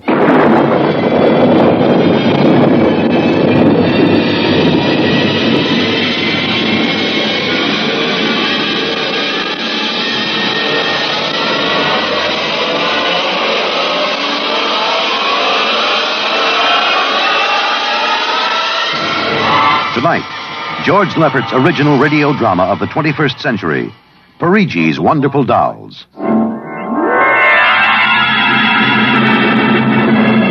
The doll shop stood on a quiet Washington side street, not too far from the sprawling Pentagon building. A woman and a child waited outside, the little girl peering eagerly through the window at the dolls inside, and the woman glancing impatiently at her wristwatch, as if expecting someone who was late for an appointment. And there was nothing about the doll shop to warn them that they were waiting to keep an appointment with doom. Oh, Mommy, look! Yes, what is it, dear? In the window of the shop, the tiny dolls. Oh, Mommy, do you think Daddy will buy me one? Well, we'll ask him when he comes, dear. He said 3 o'clock on this corner. I see him, Mommy. There he is. Oh, Henry, here we are. Hello, dear. Hi. Sorry I'm late. Well, we've been waiting for you. Cindy's been Yes, I'm telling... afraid I'll have to call off the shopping, Alma. Oh, Henry, we promised. Yes, I know. Cindy. I'm sorry. It's just one of those things. You've been the wife of an army colonel long enough to know his life isn't his own. What is it this time? Oh, some more of that flying sphere nonsense. The pilot who says he sighted it last month crashed and was killed today, so the general wants a full report. Dear, what next? Daddy. We'll have a staff meeting at the Pentagon at 3:15. Daddy, look in this window. Oh, I haven't time, dear. Just for a minute, Daddy, please. Indeed. I haven't time to stop and watch a bunch of 6-inch dolls parading around the shop. Say, they are lifelike, aren't they? Look at that, Alma. Dolls are marching around like a regular review. They've even got their own little band. Henry, your staff meeting. Hmm? Oh, yeah. Yes, I've got to run. Now, look, don't go spending a lot of money on that nonsense, Alma. No, dear. Bye. Bye, dear. Bye, Cindy. Bye, Daddy. Oh, Mommy, look. Look, the band's going to play. Aren't they wonderful, honey? You know, it's funny. I must have stood on this corner 1,000 times, and I've never even noticed this shop before. Good evening, children. Oh, well, good evening. Mommy, he talks awful funny. Hush, Cindy. Would you like to step inside the shop of Santor Perici? Well, yes, we would. This way. Oh, Mommy, it's like beer. Here in the shop of Santor Perici, creator of Perici's Universal, wonderful dolls, the world of adult reality is blended with the world of child's fantasy. This is a new shop, isn't it, Mr. Parigi? What is new and what is old? Come, this way. Would you like to meet one of my little ones? Oh, yes. This one in the red jacket is Toto. Speak, little one. Oh, isn't that wonderful? Mommy, he talks. The doll talks. Amazing. It's absolutely amazing. That is nothing for Perici's wonderful dolls. Listen, sing, Toto. Sing for the little girl. My name is Toto. Cindy, listen. Sing, Toto. Men are big and tall. Dolls are very small. When men begin to fall, the dolls will rule them all. Oh, Toto, more. Well, how do they work, Mr. Parigi? How do they work? That is the secret of the great Perici, greatest of all doll masters. To make an ordinary doll is nothing. To make a perfect replica, that is something. But to make a doll with intelligence, that is the work of an artist, huh? Well, yes. Well, they must be very expensive. Madame, when I construct a doll like Toto, I cannot bear to be parted from him permanently. So instead of selling, I rent my little people. You rent dolls? Precisely. $10. I have but one request. When you grow tired of my dolls, you must return them to me in good condition. Oh, Mommy, could we take him home? Take him home, take him home, take him home. Oh, look, Mommy, look. He's bowing and dancing. Oh, Mommy, he wants to come. Please, I'll take such good care of it, please. Well, honey, we'll have to deal with your father later, but... Well... Oh, Mommy! All right, wrap him up, Mr. Parigi. Oh, dear, I have a feeling when your father comes home, we'll be sorry. Be sorry, be sorry, be sorry, be sorry.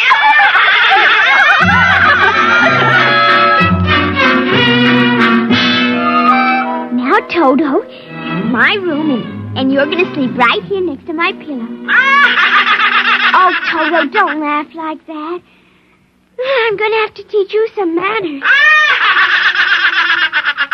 You be quiet, because my daddy will be home soon, and he's a colonel in the army, and he'll bust you to private if you don't behave. Now, you wait here. I'm going to introduce you to my puppy dog, Mr. Blister. So be good now. Here, Blister. Here, Blister. Come on, Blister. Come here. Mr. Blister, now this is Toto. Oh, dear, I don't think Mr. Blister likes you too. Stop it, Mr. Blister. Come over here and shake hands with Toto, Mr. Blister. Come on now. Mr. Blister, let him go. Let go. Let go. Cindy, Mr. Blister, come over here. Why, what happened, dear? Mr. Blister tried to bite my doll. Look how frightened Toto is. Dolls don't get frightened, Cindy. But he is, Mommy. He screamed. You just imagined it, honey. But he did. He did. Well, Mr. Blister didn't mean it. You know he's the gentlest little pup alive. He isn't. He's nasty and I hate him. Cindy, you've hurt his feelings. He tried to buy my new doll, and I don't ever want to see him again, ever. Oh, dear. All right, Mr. Blister, you come downstairs with me. Come on now. Cindy's angry at you tonight. I'll kill him. Why, Cindy, where did you hear a thing like that? Toto said it. Well, I see. Well, you've had an exciting day, honey. You brush your teeth now and go to bed. Daddy's coming home late, so we'll see you in the morning. Hmm? Good night, darling. Sleep well. I hate him, Mr. Toto. I hate him.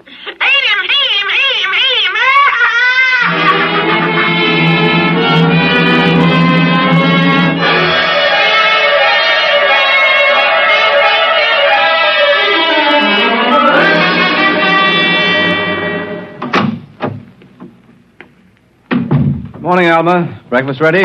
Just a minute. How was the staff meeting last night, dear? Oh, horrible bore as usual. Where's the little one? Up in her room. She'll be down in a minute.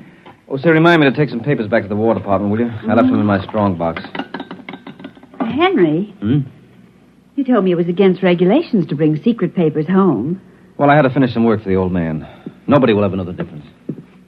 Well, I suppose not. Oh, dear, would you feed the puppy before we sit down? His bowl's under the sink. Where is he? See, that's funny. Here's his supper from last night, only half eaten. He's getting fussy. Blister? Here, Blister. Blister! Where the dickens is that mutt? Maybe he's on the back porch. Oh, maybe. Here, Blister. Here, Blister. Alma. What is it, dear? Alma, look. Why, Henry. Is he? Yes, he's dead. But how? What happened? From the looks of it, he might have been poisoned. Poisoned? Who on earth would do a thing like that to an innocent little pup? I don't know. Let's see his dish. Oh, Henry. I don't understand this at all. Say, what's this? What's what? Well, look, there are pieces of broken glass in his food. Blue glass. Glass? Glass. Henry. Huh?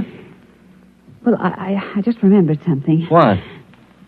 It may just be coincidence, but in the bathroom this morning... What about the bathroom? Cindy's blue glass, you know, the one with the Mickey Mouse on it. Mm-hmm.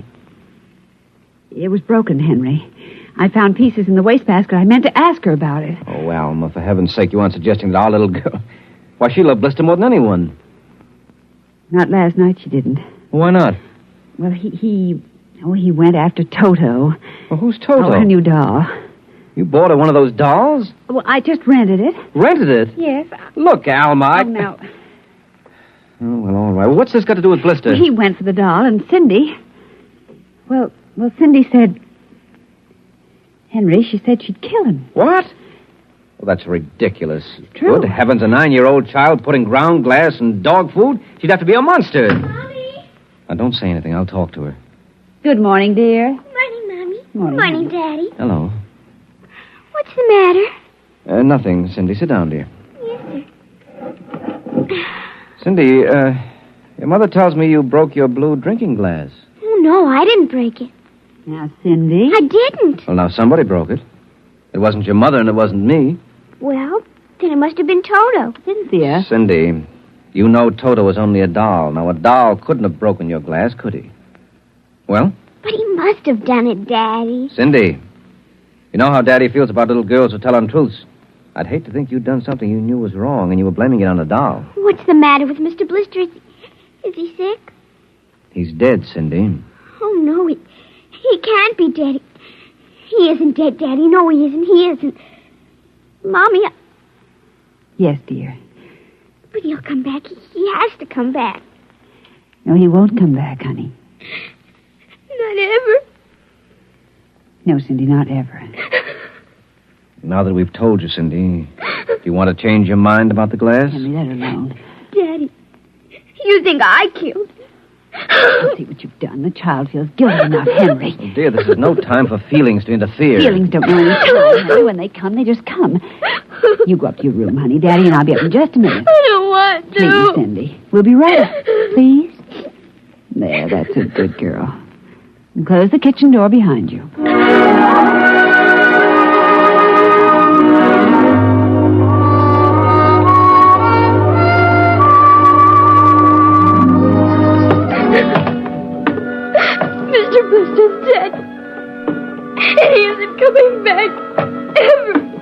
Daddy thinks it was me, but it was you. It was you!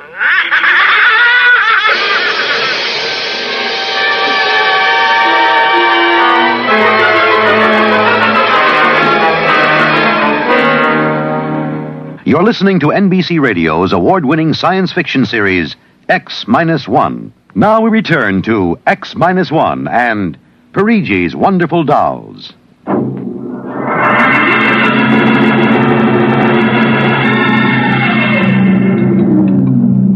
Eat your supper, dear.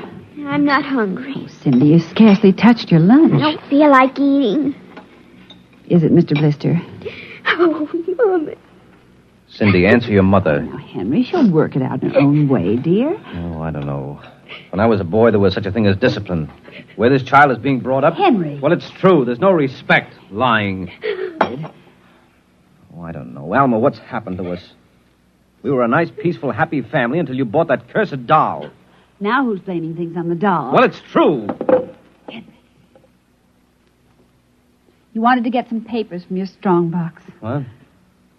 Oh, yes. Excuse me. Will you try to eat something, Cindy? Now, darling. Yes, dear. Alma. Alma. Yes, Henry, what is it? Alma, it's gone. What's gone? The box, the strong box is gone. But it can't be. The door to your study's always locked, and you and I have the only key. I know all that, and I tell you it isn't there. Well, who would I don't know, Alma. Those confidential reports, if they ever get into the wrong hands... Oh, I warned you about keeping them here. What if it ever came out in the open? Can't you see the papers? Army colonel, derelict in duty. Call the police, Henry. What, and throw my career in the wastebasket after 17 years? And we've got to find it ourselves. But it was there when I went in to clean this morning. Well, what about your key? Well, it's right here. I always keep it right with me.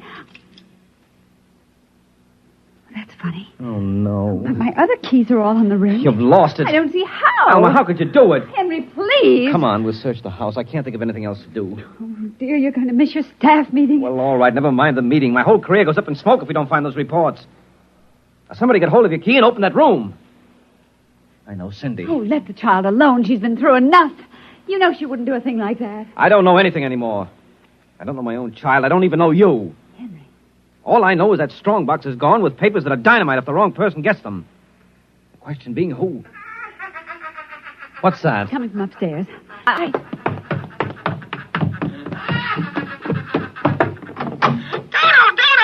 kill him.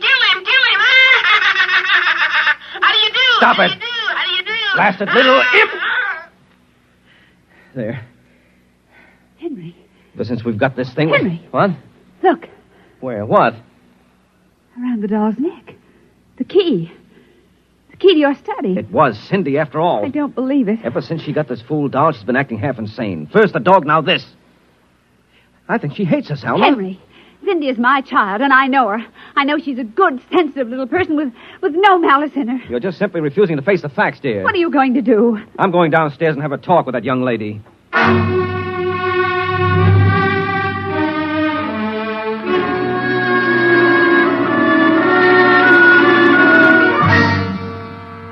Cindy, you're not telling me the truth. Oh, yes, I am, Daddy. Now, all I'm asking is that you tell me the truth. Now, where is it? I didn't take it, Daddy. Honest, I didn't take it. I suppose you're going to tell me now that a little 6-inch doll took my strongbox and hid it. Well? Cindy, I'm speaking to you. I didn't take it, Daddy. You don't understand. Toto did it. Oh, he's terrible awful. He says things. He says he's going to kill everybody. Oh, Cindy, you're inventing things. It's true. At night when I'm sleeping, he stands next to my pillow and whispers things to me. Awful things. He told me he'd kill me, too, if I told him. Alma, I think this child is sick. I think she needs a doctor. Frightened, Henry. She's trembling like a leaf. Come on, darling. We'll go up to your room. I don't want to go No, up honey, there. Mommy will stay with you. I'm afraid. He's up there. Who, Cindy? Toto. Well, he won't be up there for long. Mr. Toto is going right back to Parigi's wonderful doll shop before I lose my sanity, which means right now.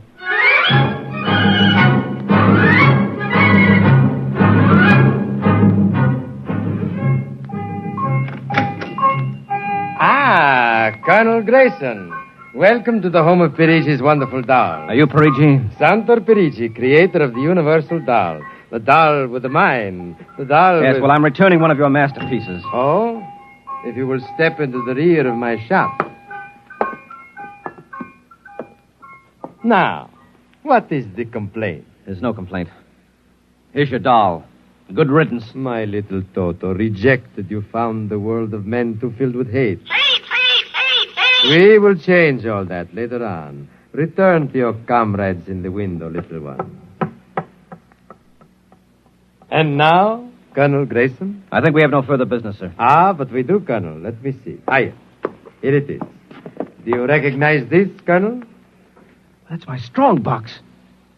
My little Toto is very clever, sir. Are you trying to tell me your doll stole that from me? Let us not say stole. I'm merely keeping it in custody. What's your game, Parigi? Blackmail. You give me what I want, I do not ruin your career. What do you want? Information. We already know something from the reports of the War Department, reported by one of your pilots. What government do you represent? I represent Pirigi's wonderful dolls, none other. I'm not so naive, sir. Perhaps I should explain. Each man hides something from the world. Each man loves something more than life. With the help of my wonderful dolls, I obtain personal information which enables me to control the men who control the world. Men like you. Hand over that strong box. I warn you, I have a gun. Give it to me. You are being foolish. Put down that walking stick. Now. No closer. Now.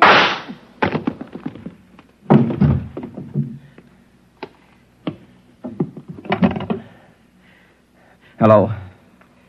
Give me the police. Hello. This is Colonel Henry Grayson. I've just killed a man. Parigi's doll shop, corner of 4th and Lexington. The body is in the rear. I'll wait for you. Shut up. Shut up, you little fiend! Colonel Grayson! Did I hear you speak? Colonel Henry Grayson! Oh, it can't be. I must be going out of my mind. A 6-inch doll. Shut up! Your master's dead! You are mistaken, Colonel. I, Toto, am the master. What do you mean? If you will examine the body of Santo Parigi, you will see that he does not bleed. And he does not bleed, Colonel, because Santo Parigi never lived. Never lived? Santo Parigi is a doll. A doll? But he's a man. He talks. He walks. The people of Meritrix are skillful doll builders. Meritrix? Doll builder? Who are you? I am Xanthus Imperator, commander of the legions of the 3rd planetoid, Meritrix. Legions? Planetoid? My people and I, whom you regard as dolls, come from a tiny planet beyond the moon. What? So small that it cannot support our population. That's true. We landed one of our space spheres on Earth 3 months ago with the intention of colonizing. Unfortunately, one of your pilots intercepted us. So that's why you wanted our information. Precisely. And you are human? Quite human. Of course, in order to deal with Earth people without suspicion, we were forced to construct Parigi, a man-sized doll. No, it can't be. I can't believe this. I'm having hallucinations. I've got to get out of here. That will be impossible.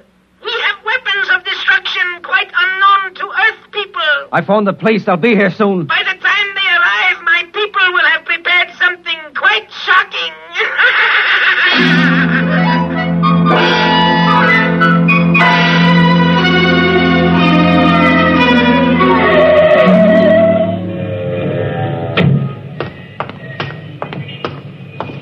Keep me covered, Brian. Okay, Sarge. All right. You the guy who turned in the call? Yes, that's right, Sergeant. Where's the body? Well, you see, it isn't exactly a body. What do you mean? It's a doll. What? Now, wait, you've got to let me explain.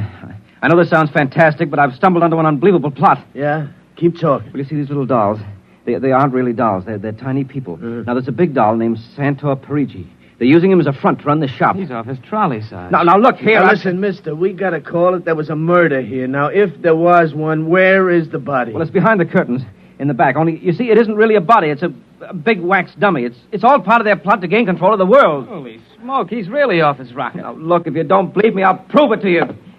Come here. Look behind this curtain and you'll see the dummy lying on the floor. Welcome, gentlemen. Are you looking for something? Parigi. This is impossible. I smashed his skull. Do you know this guy? That's the one, the doll. What's your name, mister? Parigi, Santor Parigi, creator of the universal doll. Uh-huh. Did you ever see this man? Never until just now. That's not true. He's lying. I tell you, he's nothing but a big doll. The real masters are the little dolls. Ryan, are you getting this? He's wacko, Sarge. No, He's a fruitcake. I'm not crazy. I tell you, I can prove it. They must have fixed up his head where I smashed it in. Touch him and you'll see. Mr. Parigi, do you know what this guy is talking about? The man is demented, obviously. No, that's not true. I tell you, there's a plot to control the Earth. I've got to call the War Department. They want to know about the flying sphere. Holy mackerel, this gets worse every minute. Ryan. Take him to headquarters? No, save some time. Take him down to Psycho Ward. Okay, all right, Buck Rogers. Come along nice and quiet. No, don't you see? He's nothing but a man-sized doll. Sure, and the little ones are going to take over the Earth, and you're going wait and cut out some... Listen to me, you've got to... Sorry you had all this trouble, Mr. Parigi. Poor chap. He is obviously suffering from delusions. Well, he's not the only one in Washington today. You know, we've been getting a whole string of crack-ups lately. Bigwigs blowing their tops under pressure. If you could see some of the names in our confidential files. You keep confidential files on cases like this? Certainly. Believe me, they'd be dynamite if they ever got in the wrong hands. Well, I'd better be running along. I'll be. My little girl would be nuts for that. So? Then please accept the doll for saving my life. That madman might have killed me. Yes, but Take Toto home with you as a gift. Well, now, I don't know, Mr. Parigi. It's against regulations for us to accept favors. But this is not for you. It is for your little daughter. And if you will only take the doll and give him a good home, you will be doing me a great favor. Well, then, if you insist, and thanks very much. When my kid sees this, will she be surprised? Yes, Toto will come as a great surprise. A very great surprise. Eh, Toto?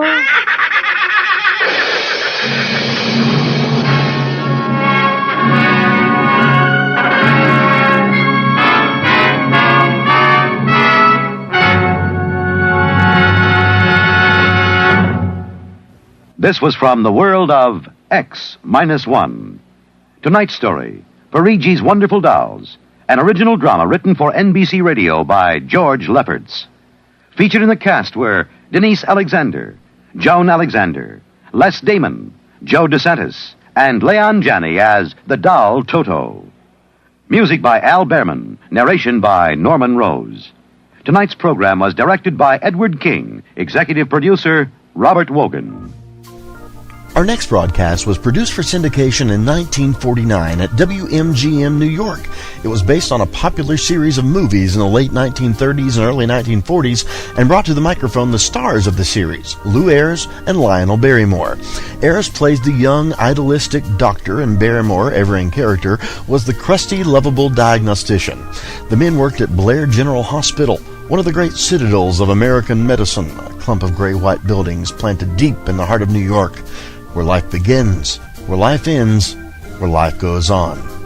We present to you Dr. Kildare on HOJO Radio.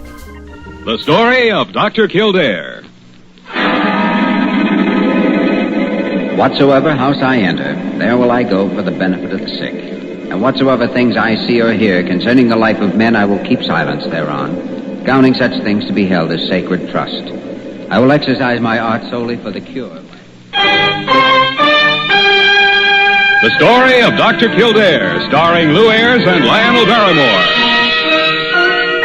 Metro-Goldwyn-Mayer brought you those famous motion pictures. Now this exciting, heartwarming series is heard on radio. In just a moment, the story of Dr. Kildare. But first, your announcer.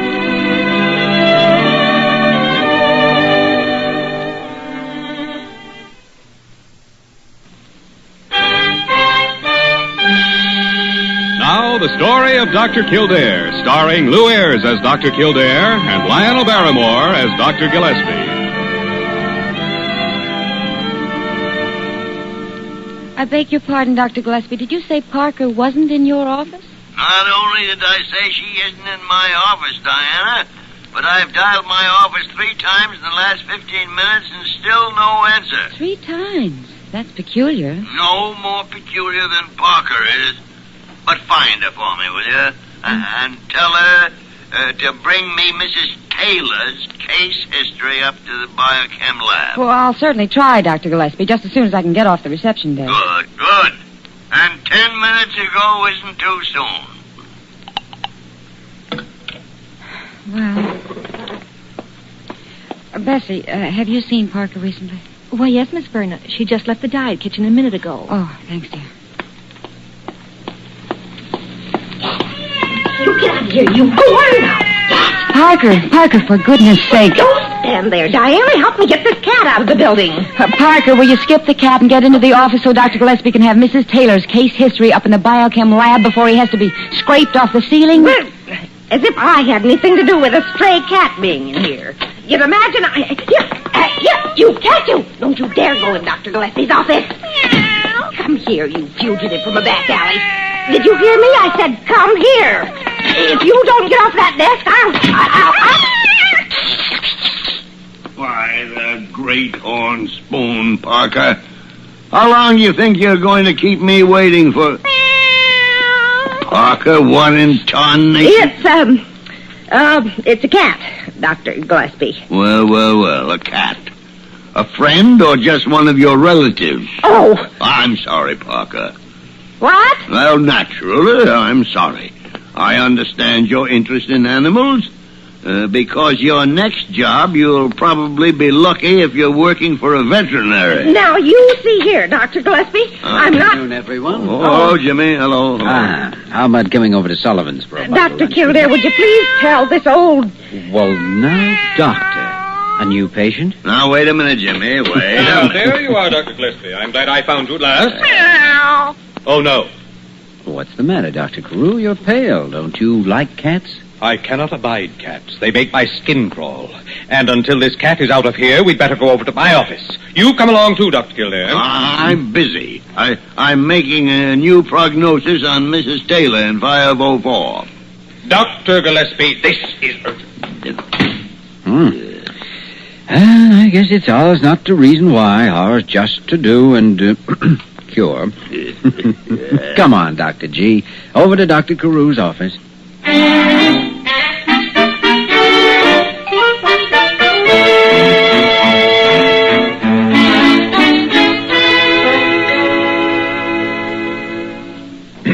Now, gentlemen, have you ever heard of Oliver M.W. Van Meter? Oliver M.W. Van Meter? Well, who hasn't heard of him in New York?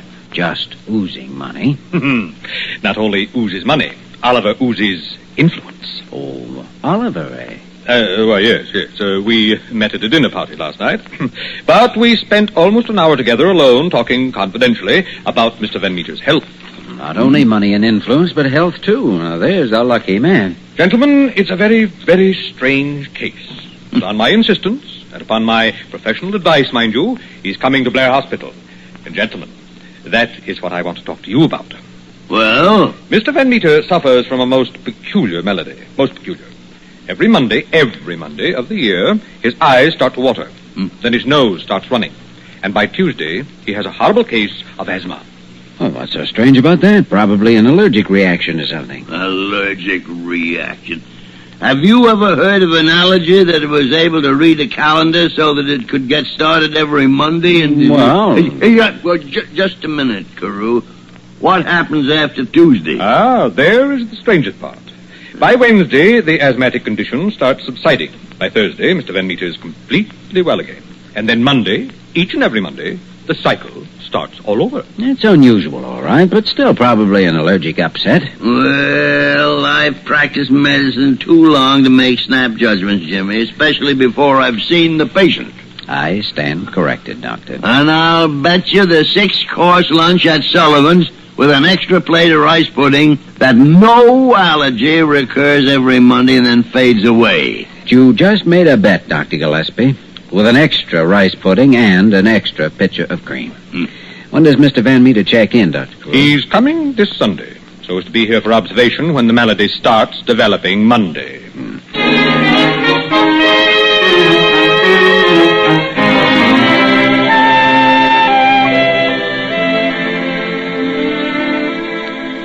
Oh, Jimmy, not this weekend again. But, Diane, I just told you.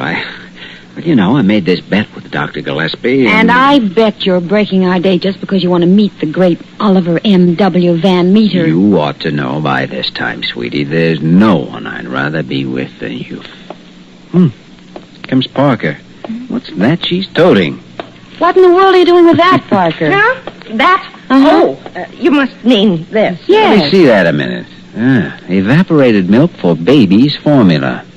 Parker, exactly what have you been doing with your spare time? Well, maybe if you had to put up with Dr. Gillespie, you'd need evaporated milk, too. Oh, is that something new? Evaporated milk for babies to cure ulcers and encase lots at that? Oh, doctor, of course not. I use it on my face for these crow's feet. Well, what kind of a crow have you got that eats with his feet?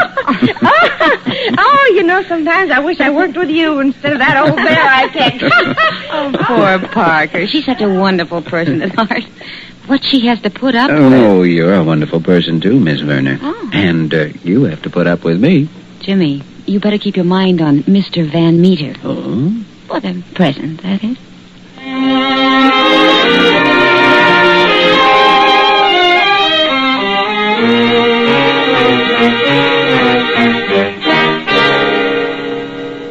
Now, if there is anything at all you want, Mr. Van Meter, just press that little call bell right over your head, and you will get some of the service for which Blair Hospital is so justly famous.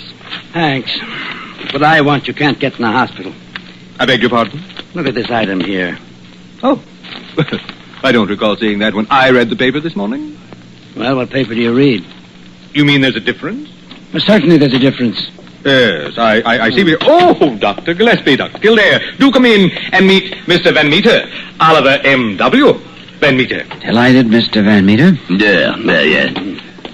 Now, Dr. Kildare and I would like to start by getting a case history, Mr. Van Meter. I told Carew the entire case history the other night, and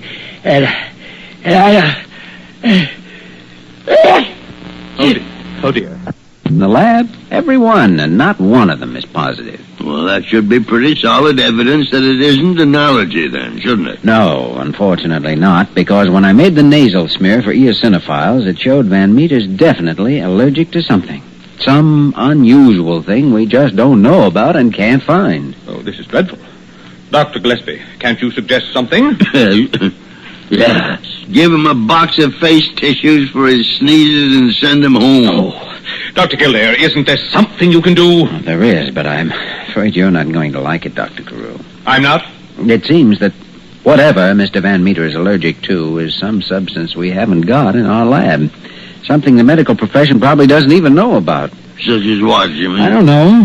I'm starting to think it's something here in New York. Perhaps something in the air of the city. You mean there's no possibility of finding it? None that I know of. So, in all fairness to the patient, and since who and the Board of Regents tell me to do the same thing the day after.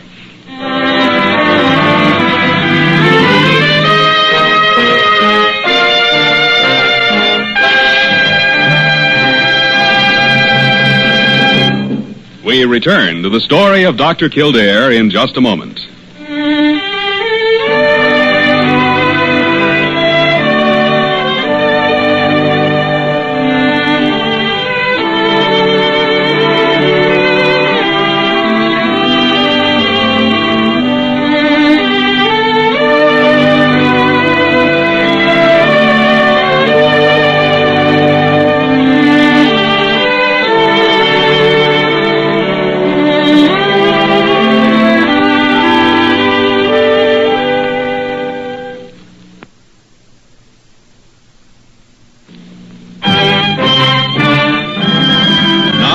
Continue with the story of Dr. Kildare, starring Lou Ayres as Dr. Kildare and Lionel Barrymore as Dr. Gillespie. Dr. Gillespie, not alone have you been my friend, but you've been my mentor. You know that. Ah, mentor. My Aunt Bessie's bustle. When you came into the hospital, you were wet behind the ears, and someone had to take care of you. I appreciate that. And you're still wet behind the ears. In fact, what you did with Van Meter was all wet. Oh, please, let's not start that song and dance again, arguing whether he has a bad cold or an allergy. Oh, that's not what I mean. Why don't you face the facts? Carew was so tickled getting Van Meter into the hospital, he wasted no time letting the Board of Regents know all about it. Oh. And I suppose the board has nothing better to do now than wonder why Van Meter isn't here anymore. Jimmy, the fact is somebody dropped a golden egg into their basket, and you're the one who's thrown it away. Well, I'm sorry, but I did it for the good of the patient. Yeah? But did you consult me? Well, Did you ask whether I thought he should leave New York? No. I suppose I should have. But with you feeling so miserable... Sure, yeah, I feel miserable, all right, and it's from that cold Van Meter sneezed all over me. Oh, now be reasonable. If he did have a cold, how could you contract it that soon? How possibly? Well, you heard Carew. Van Meter has influence. Oh, I'm sorry, but right now there's nothing so funny about that. When I see a patient racked with spasms and gasping for breath the way Van Meter did last Tuesday, I'm afraid I suffer as much as he does. How do you think I feel? I must have spent 35 years in this hospital for some reason. Breathing was so labored, clenching his fists, twisting in agony to get his breath. Well, we'll see. This is Tuesday, and if Van Meter does what he promised me, he'll be telegraphing from upstate and letting us know what happened. Jimmy, I hope Carew and the Regents don't kick you out before you pay for that lunch. Well, Dr. G, if they do kick me... Oh, hello, Parker. A telegram just came for you, Doctor. Thank you, Parker. A night letter from Oliver M.W. Van Meter. No? Is he all out of face tissues already? I'll say he isn't. Listen to this. Quote, this is the first Monday in 3 years I've had no symptoms or discomfort. Congratulations, Doctor, and my eternal thanks. Well, Dr. G, it is just about lunchtime. By the tarnation, I can't figure it out. Van Meter's well, and I've still got my...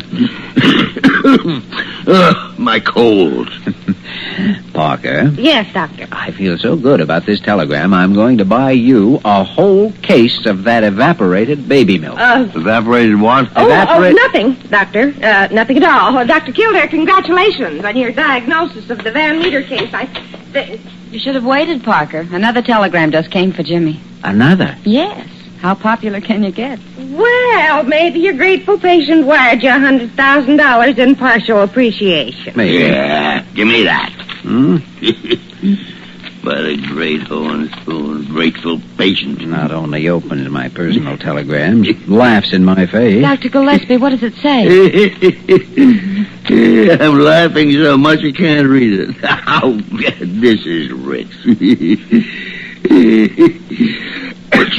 Good night, Doctor. Parker, shut up. Will you please let me read that? Oh, here, Jimmy. Well, I'll be blasted. This just doesn't make sense. Well, for heaven's sake, what doesn't make sense? Let's see. Yes.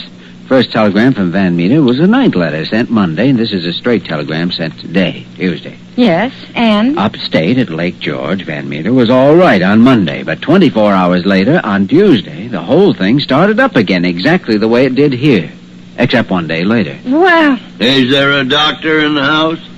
And if there is, tell him Dr. Kildare's taking me to Sullivan's for lunch.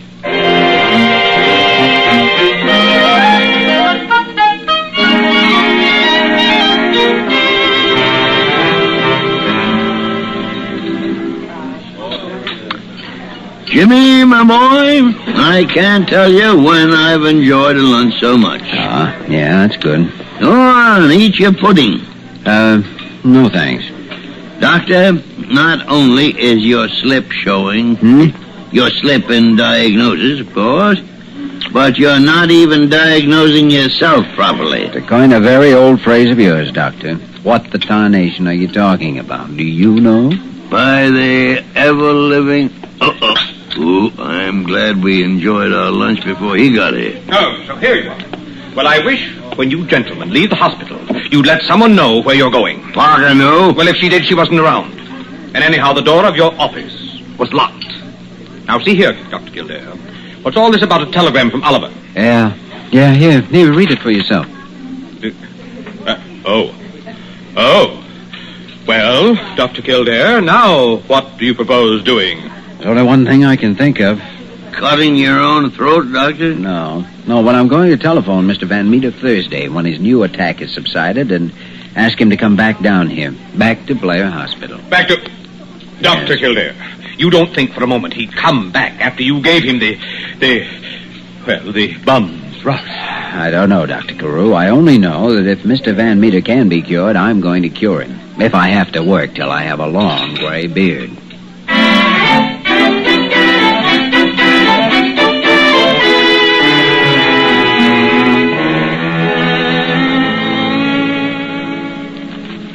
Now, believe me, Mr. Van Meter, I just can't tell you how much I appreciate your coming back to Blair Hospital and giving us another chance.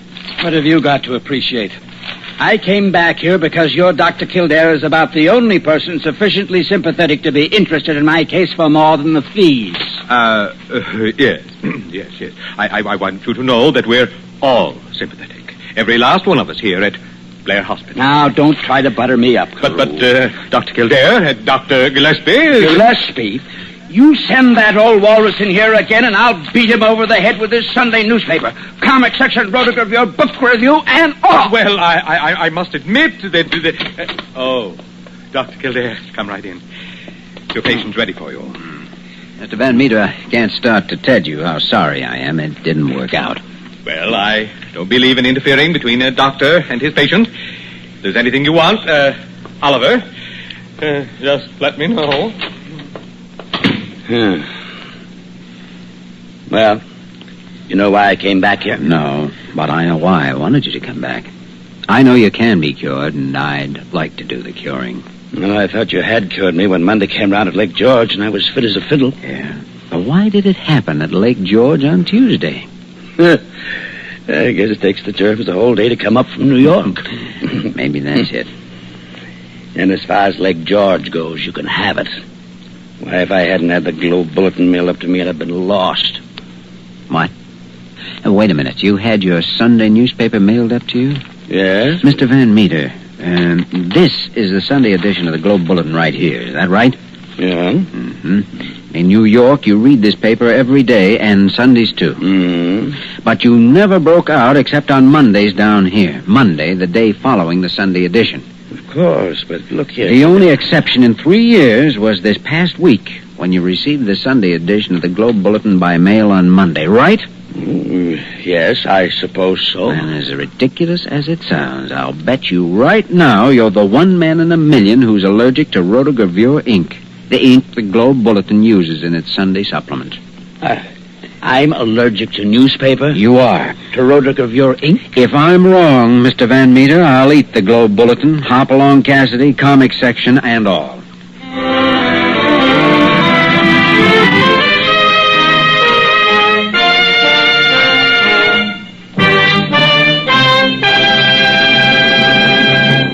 In just a moment, we will return to the story of Dr. Kildare.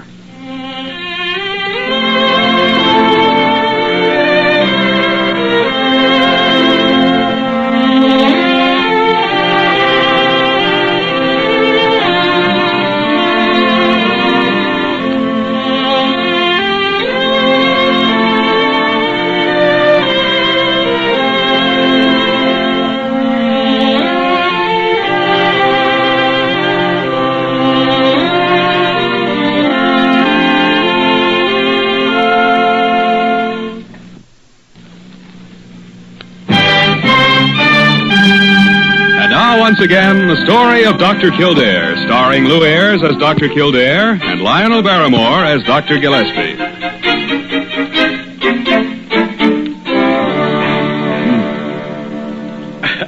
Well, this is such a happy moment, gentlemen. Certainly is for me. Well, goodbye again, Dr. Kildare, and thanks to you too, Dr. Gillespie. I take back all the things I said about you. The only thing I want you to take back's this blasted cold you gave me. Oh, but how can it be a cold, Doctor, when you and Dr. Kildare both proved Mr. Van Meter was allergic to the rotogravure ink in the Sunday edition? Parker, Shut up. Well, come along, Oliver. I'll walk you down to your car. Goodbye. Yes, goodbye. Well, Doctor, not only do you owe me a lunch at Sullivan's, but you owe me the one you made me pay for prematurely. Compounded corruption, Jimmy.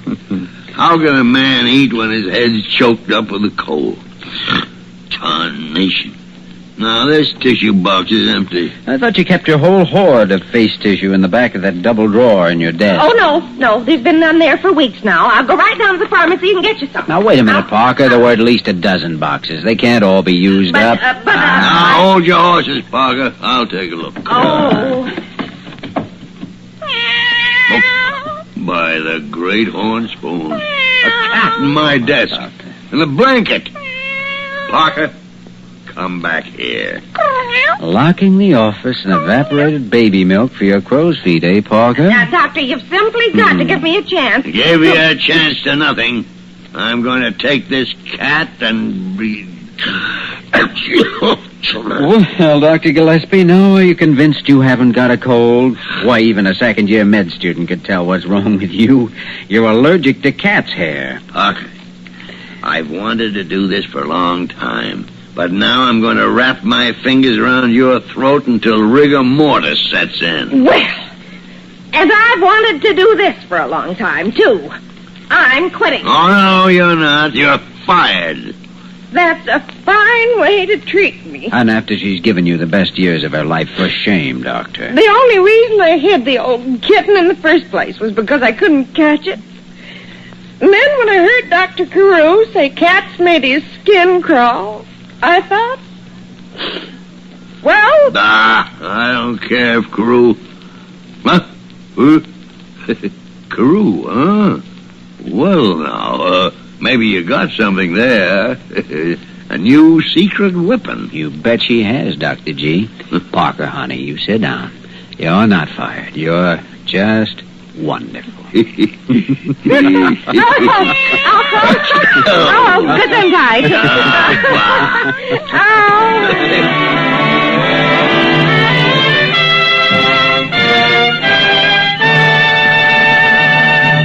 You have just heard the story of Dr. Kildare, starring Lou Ayres and Lionel Barrymore. This program was written by Paul Franklin and directed by Joe Bigelow. Original music was composed and conducted by Walter Schumann. Supporting cast included Virginia Gregg, Ted Osborne, Georgia Ellis, Wilms Herbert, and Margie List. Dick Joy speaking. HOJO Radio, where the classics come alive. The story of Dr. Kildare. Whatsoever house I enter, there will I go for the benefit of the sick. And whatsoever things I see or hear concerning the life of men, I will keep silence thereon, counting such things to be held as sacred trust. I will exercise my art solely for the cure of my people. The story of Dr. Kildare, starring Lou Ayres and Lionel Barrymore. Metro-Goldwyn-Mayer brought you those famous motion pictures. Now, this exciting, heartwarming series is heard on radio. In just a moment, the story of Dr. Kildare. But first, your announcer.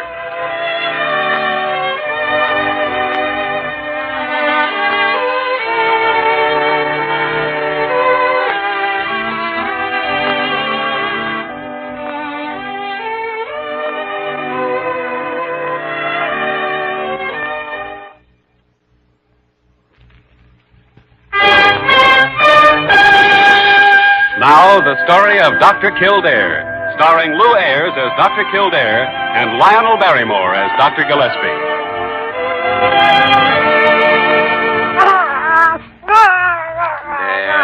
There, little fella. It's all over now. Your daddy can hold you. He gonna be all right now, Dr. Kildare? He'll be fine, Jed. If you put a little linoleum on the floor of your cabin when you get back to the Adirondacks. You mean he picked up some kind of germ playing on the wood floor? No, I mean he picked up a splinter sitting on the wood floor. Oh, that's all it was? That's all. Oh, young fellow who drove me down here is sure gonna be sore. Me breaking up his hunting trip because of a splinter. Oh. You got bus fare to get the baby back home, Jed? I got enough if I don't have to pay you right off. Well, it was major surgery removing that splinter, you I know. got a couple of hogs fattening back home. I'll pay you as soon as I get them to market. Never mind, Jed. I'll take it out of your guide fee next season if Dr. Gillespie and I come up to do some hunting. Oh, that's sure swell of you.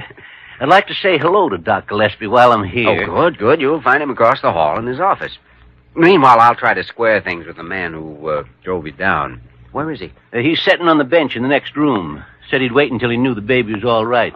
His name's Breverton. John Breverton. Breverton? Yeah. Sounds familiar. Played football up at that Harvard College. No, I was thinking of the name in terms of medicine.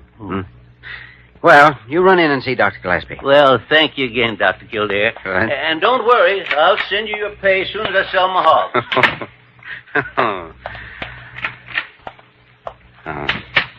Mr. Breverton? Hello, Doctor. I just wanted to tell you that Jed's baby's all right. Huh? That's fine. Mm-hmm. Kid cried all the way down. What's the matter? Aren't you feeling well? I guess I'm just tired. I feel kind of funny.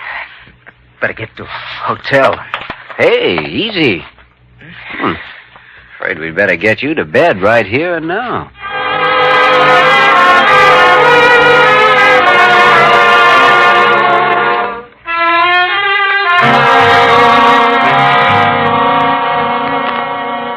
Look here, Dr. Gillespie. Infected area on the right hand. Oh, I'm sorry. It's ulcerated, too.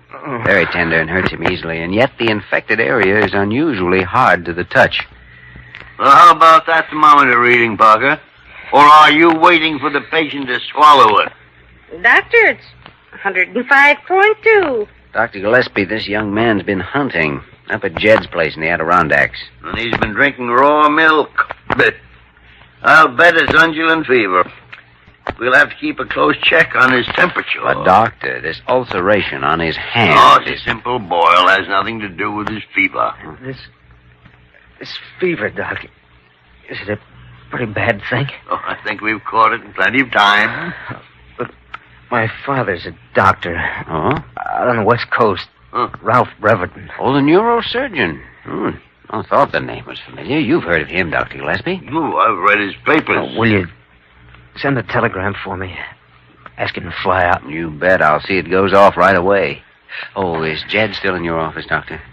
Yes, and we better have another look at that baby. And tell Jed to have his milk cows checked. I want to ask him about more than that. Jimmy, are you disagreeing with my diagnosis? Not exactly. Not yet, but I don't think Mr. Breverton is suffering from undulant fever.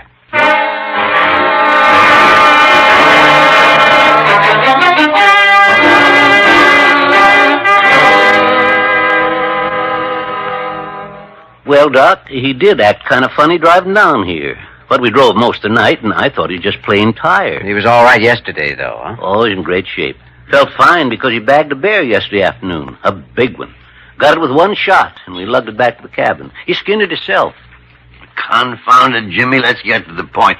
Did Breverton drink any milk at your place, Jed? Why, sure. Right from old Bossy yourself. There's your answer, Jimmy. Might be. If Jed or the baby showed any symptoms of undulant fever. But they don't. They may have built up an immunity. It's possible, but there's something I want to see. Jed, do you have the hide and carcass of the bear Breverton shot? Sure. Still up at the cabin. Then you're going to get a special ride home in a hospital car. The man that goes with you can bring the bear's carcass and hide back with him. Breverton hasn't been drinking bear's milk. He's been drinking cow's milk. Doctor, I'm afraid Breverton's trouble doesn't come from anything he drank. It comes from something he shot and skinned.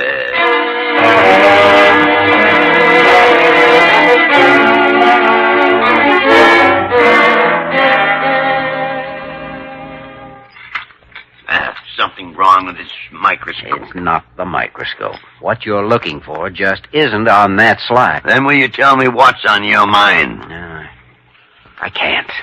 Because it's too fantastic until I'm... Jimmy, sometimes you make... So, here you are. It's taken me long enough to find you, and I don't wonder that you've been avoiding me deliberately after what you've done. Dr. Carew, Never mind, Dr. Kildare. All I want is an explanation, although I'm sure you haven't got one, as to why a Blair hospital car has been sent to the Adirondack Mountains without my being consulted. I asked the driver of the car to bring back the carcass of a dead bear, an animal shot by one of our patients. Dr. Kildare, you are using a Blair Hospital car as a taxi cab for a dead bear. Oh, that isn't so bad, Carew. I wanted to use it for hauling a live cow. I don't suppose either of you has given a thought to the embarrassing position you have placed me in. I tell you firmly that this must never happen again. Oh, it won't, Carew. We may not have another dead bear around for months.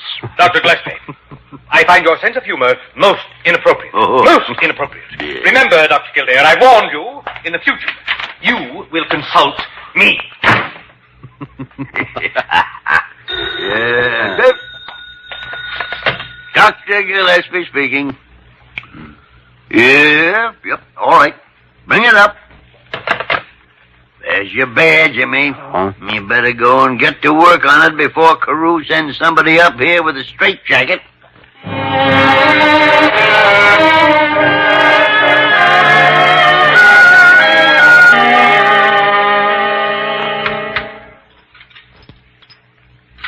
Now, Dr. Gillespie, look at this animal. Swelling in the subcutaneous connective tissues and the lymphatic glands, right? And if Breverton hadn't shot this bear, it would have died anyhow in a matter of hours. Died from what? The oldest and most deadly animal disease in the world. Anthrax. Anthrax? Anthrax? Yes. Why, Dad blasted Jimmy, there's never been a case of anthrax in this state in your lifetime or mine. There is now. Should have gone ahead before. I only hope there's enough time left to save Breverton's life. Well, I'd better go check the ward. You stay right where you are, Parker. I'm going to need you. What for? To make laboratory tests on this bear before this bear makes Kildare look like a jackass.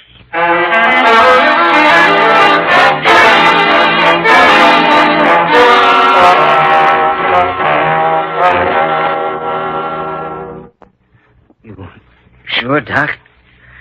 I never heard of anthrax hitting a human. And it's rare. My hand doesn't even pain anymore. That's because gangrene is setting in. Immediate excision of the ulcerated area is necessary. You mean you want to operate? It's imperative. My father, you wired him? Yes. He's a surgeon. He should be here in a few hours. I'm going to be blunt, Breverton. If we wait an hour, that hand might have to be amputated.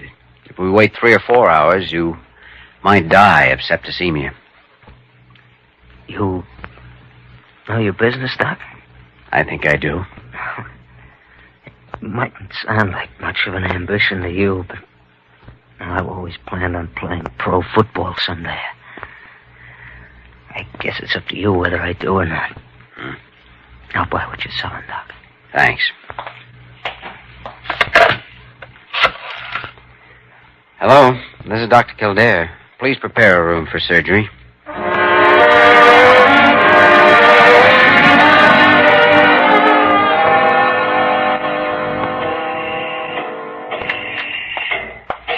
How is he, Jimmy? Can't tell yet. Good thing he's an athlete, though. Rugged.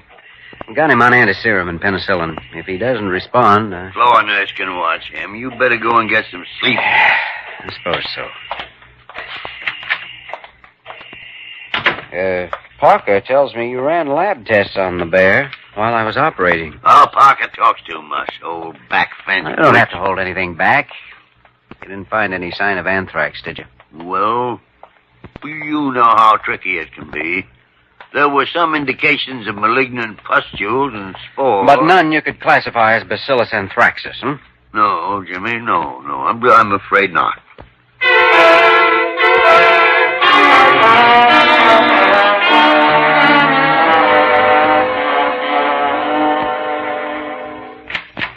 Dr. Kildare, there's a Dr. Ralph Breverton to see you. Oh, that must be Mr. Breverton's father. I'll see him right away. Oh, Dr. Breverton, I'm Dr. Kildare. How do you do, Doctor? Your son is in room 311. I'll take you up there now. It won't be necessary for you to see him again. The Chief of Staff, Dr. Carew, has given me permission to care for my boy personally. What's on your mind, Dr. Breverton? I've been at the hospital for several hours, Dr. Kildare, since early this morning. During those hours, I have run laboratory tests on the animal my son shot. There is absolutely no trace of anthrax. Then the tests are not complete. They're complete enough, especially since there's never been a case of anthrax within 1,000 miles of here. You've made a very grave mistake. My diagnosis was and is anthrax. I'll stake my professional reputation on it. You have staked your professional reputation on it, Doctor. You did that when you performed surgery on that boy's hand without clinical proof. Good day, sir. Now, wait. Listen to me. Your son's life may depend on continuation of anti-serum injections. For anthrax?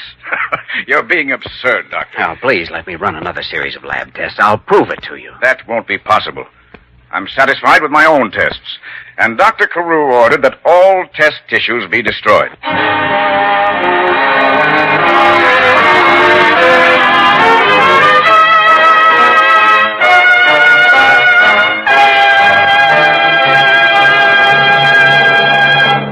We return to the story of Dr. Kildare in just a moment.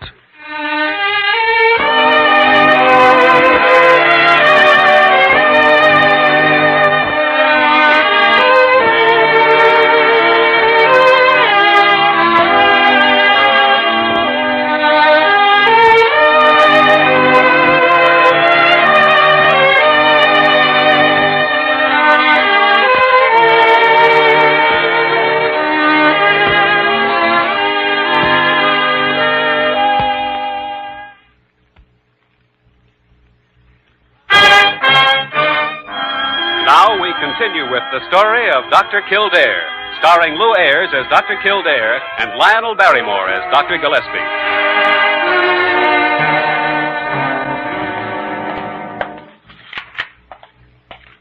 Well, good morning, Jimmy. What makes you so blue around the gills? Dr. Breverton was just in to see me. Young Breverton's father? Oh, good. Isn't it time for us to be going up for a look at our patient? Dr. Breverton has taken the case out of my hands. Yeah, he's made tests just as you did. Didn't find any signs of anthrax either. Well, I'm sorry, Jimmy. And so am I. It's deceptive. You said so yourself. Well, if you're right, there'll be other cases turning up. Yes, but we're wasting valuable hours waiting for an animal epidemic instead of trying to stop one. I'm afraid we haven't heard the last of it. Dr. Kildare! Dr. Kildare! I'm afraid you're right. We haven't heard the last of it. Well, I might have known you'd be here. What have you to say for yourself? What can you possibly have to say for yourself? Yeah, Jimmy, and whatever you may possibly have to say for yourself, how can you possibly say it until he shuts up? We're disgraced. Utterly disgraced, Dr. Kildare.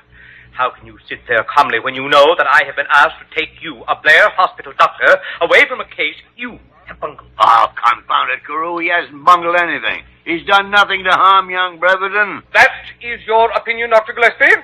I just know that Dr. Breverton is going to bring charges of malpractice. Malpractice? Malpractice, my epidermis. Dr. Kildare, I want you to know that everything you have done has been done without my knowledge and consent. I'm quite prepared to take the blame for anything I may have done, Dr. Carew. Well, Carew, that's all you want, isn't it? You're whitewashed. Now, suppose you just run along and leave us to our work. Very well, Dr. Gillespie. But you'll hear from me again. I'm not going to have this sort of thing. You will most certainly hear from me again. Make it on the long-distance phone, will you? Dr. Gillespie, I'm not going to take this sitting down. If I'm right, there's a lot to be done. Jimmy, all you can do is wait. If you're right, there won't be just one case. There'll be an outbreak. I must be prepared for it. Carew may yell his head off, but I'm placing an order for large quantities of anthrax antiserum just in case. It's no use. You won't be able to get a single cc. You mean Carew's taken away my right to order supplies? No, I mean I've already placed an order for every available supply of the antiserum in this area.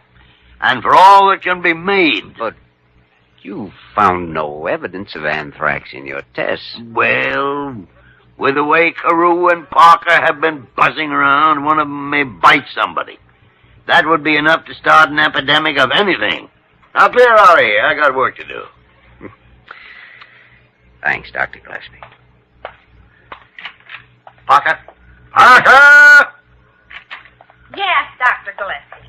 Call the nearest gun shop and order me a gun. A gun? Why? What on earth do you want with a gun? Parker, For a long time, I have been planning to murder you. What? And today's the day. Oh! Now, get out of here and do as I told you. Then pack a laboratory kit and meet me down at my car. Where are you taking me? Parker, we are going hunting.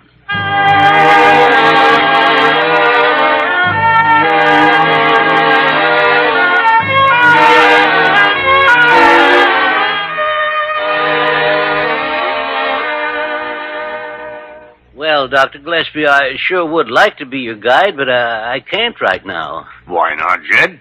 Of course, I've been having trouble with my stock. Huh. I told Dr. Kildare I was fixing to pay him for taking care of the baby as soon as I sold my hogs, but danged if they didn't get took with something and start dying off on me. Dying from what, Jed? Nothing I ever seen before. 2 of them was dead when I went to feed them last night. The old sow kicked off this morning, and some of the others ain't too chipper. Parker! Parker! I'm right here, Doctor. Will you stop sneaking up behind me? Get busy. Get that kid out of the car and set it up in here. Yes, sir. Is it something serious, Doc? It may be mighty serious. You better send your wife and children away for a few days until we get this thing stopped. Oh, what do you think it is, Doc? I'll tell you after I see those pigs of yours. Get one of them in here.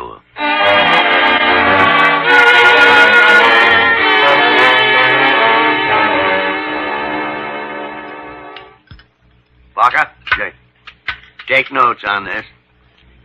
Blackening of the mucous membranes. Swelling of lymphatic glands. Yes, sir. Temperature 104.8. 104.8. Pulse and breathing unusually rapid. Unusually rapid. Excessive enlargement of the spleen. All right, Doctor. Now, let's see if those bugs are ready to come out in the open. Put a smear on this slide. Ready, Doctor. Is it anthrax, Doctor? Now, what the devil did you think it was, Parker? Undulant fever? Well, you said yourself that it was... Oh, confound it, Parker. If you'd pay a little attention to your work, you wouldn't be hearing everything I said. I've got to get into the village and call the State Department of Health and get Kildare and the staff up here.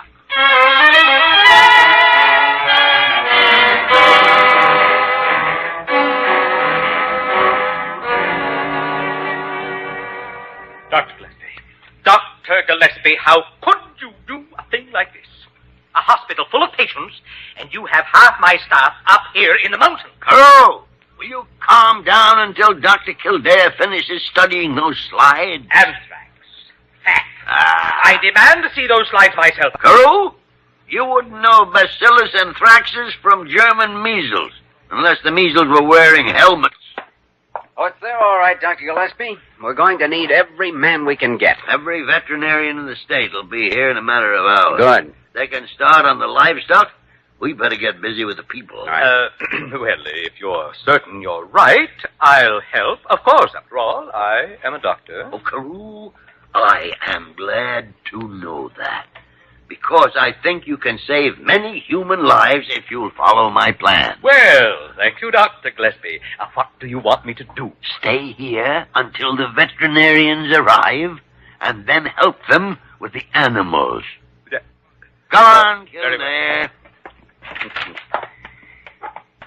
Jed has mapped out the area for me. We'll work together and send other doctors out and crews as soon as they arrive. Dr. Gillespie, you should have been a general. You mean instead of a diagnostician? Oh, no. Oh, I meant both. you I did.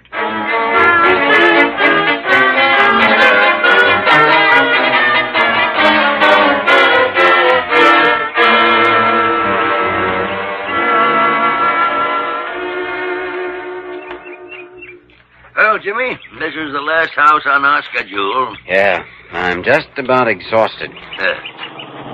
Taxi cab coming up the road from the village. Mm-hmm. Stopping down by our car.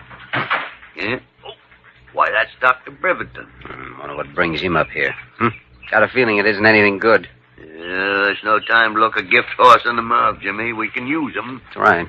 Kildare, I want to see you. Yes, Doctor. Well, you expected to get away with this grandstand play, Kildare. Perhaps this paper will change your mind. Take it. What is this? A restraining order I obtained, prohibiting you from mistreating other people the way you've mistreated my son. You're not going to camouflage your incompetence any further. Dr. Breverton. Dr. Gillespie, please don't interfere. I have great respect for you and your reputation, but I will not permit this hoax to continue. Not until I bring Kildare before a state board of medical examiners. Dr. Breverton, there is an anthrax outbreak in this area. If you will go out behind the barn, you will find 2 men preparing a lime pit. In less than an hour, it'll be used for that goat standing over there. Take a look at that goat, Dr. Breverton. It has just about enough time left in this world to eat that restraining order you brought. Right. Go ahead, look at it. Well, I know very little about animals. What do you have to know? Internal temperature 106 degrees. Gangrenous swelling. Trembling. No muscular control. And I have definitely found Bacillus anthracis. Dr. Breverton, we can use your help. For what? What do you suggest I do? All the people have been taken care of, but the veterinarians will need assistance for the animals in the field. I'm a doctor, not a veterinarian. I hope you are a doctor, because it's a doctor's job to help wherever he can. An infected animal can infect and kill a man, or deprive him of his livelihood by destroying his other stock. Well, Jimmy, come on. You're wasting your time. Let's go. No, wait a minute. I'll help you. I want to help. Good. If you'll give me just long enough to drive back to the village to make a phone call. Oh, don't let work interfere with an important thing like a phone call. I don't blame you for saying that, Doctor. But, well, you see, all I want to do is to call Blair Hospital and tell them to resume anti-serum treatment on my son. If anything happens to him, it'll be my fault. I'm sorry. I'd forgotten about your son. Perhaps you had better go back and stay with him. No. I'll just get to a phone and call. My place is out here with you. And when we get back to the hospital, I'd be grateful if you'll take my son back as your patient.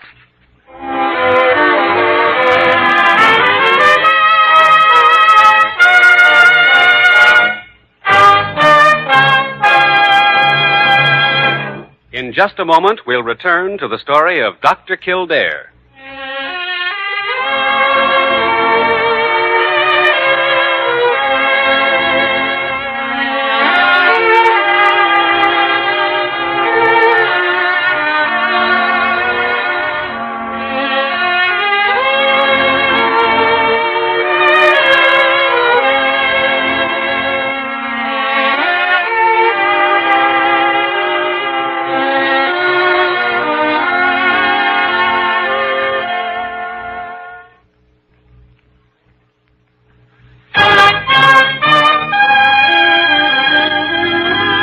Now, once again, the story of Dr. Kildare, starring Lou Ayres as Dr. Kildare and Lionel Barrymore as Dr. Gillespie. Well, Jimmy, there's still nothing new under the sun. Just an old thing that turned up in a new place. Might have been a lot worse if you hadn't gotten that hunch about going up to Jed's place. Well, you gave me the reason for going there. I thought young Breverton looked pretty good when we saw him. A little more rest and he'll be fine. He wouldn't have been if you'd hesitated and let that hand go for another hour. His fever was up to a point where... Dr. Gillespie, I just... Parker, will you stop pussyfooting around and say what's on your mind? Well, how can I talk when you're interrupting me? It's about that gun. What gun? I don't know anything about any gun. The gun you told me to order before we went up to the mountains. The store called. They want to know who they should bill. Oh, you tell him to bill Carew and bring the gun to him. What would Dr. Carew use a gun for? Well, tell him to clean it. Who knows, he might have an accident.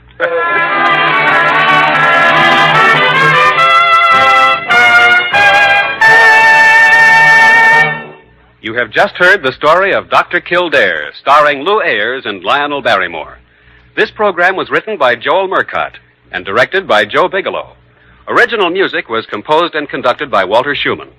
Supporting cast included Virginia Gregg, Ted Osborne, Will Wright, Tom Holland, and Ted Von Eltz. Bob Anderson speaking. Our next broadcast is a radio mystery drama which ran from May 16th, 1942 until September 27th, 1955 on CBS Radio Network. The show was also broadcast in Chicago and over Armed Forces Radio. On the West Coast, it was sponsored by the Signal Oil Company. That whistle is your signal for the Signal Oil program. The program was also adapted into a film noir series by Columbia Pictures in 1944. Each episode began with the sound of footsteps and a person whistling. The haunting signature theme tune was composed by Wilbert Hatch and featured Dorothy Roberts whistling with an orchestra. We present to you The Whistler on HOJO Radio. And now, stay tuned for the program that is rated tops in popularity for a longer period of time than any other West Coast program in radio history. The Signal Oil program, The Whistler.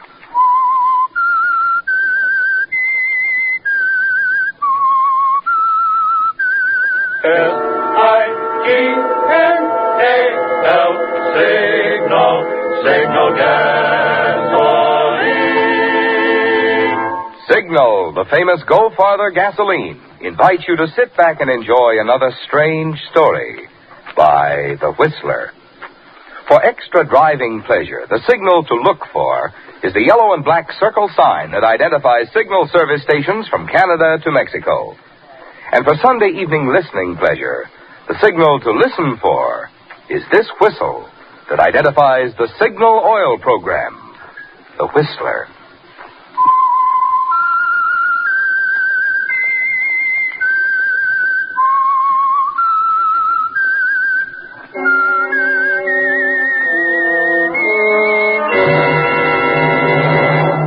I am the Whistler, and I know many things. For I walk by night.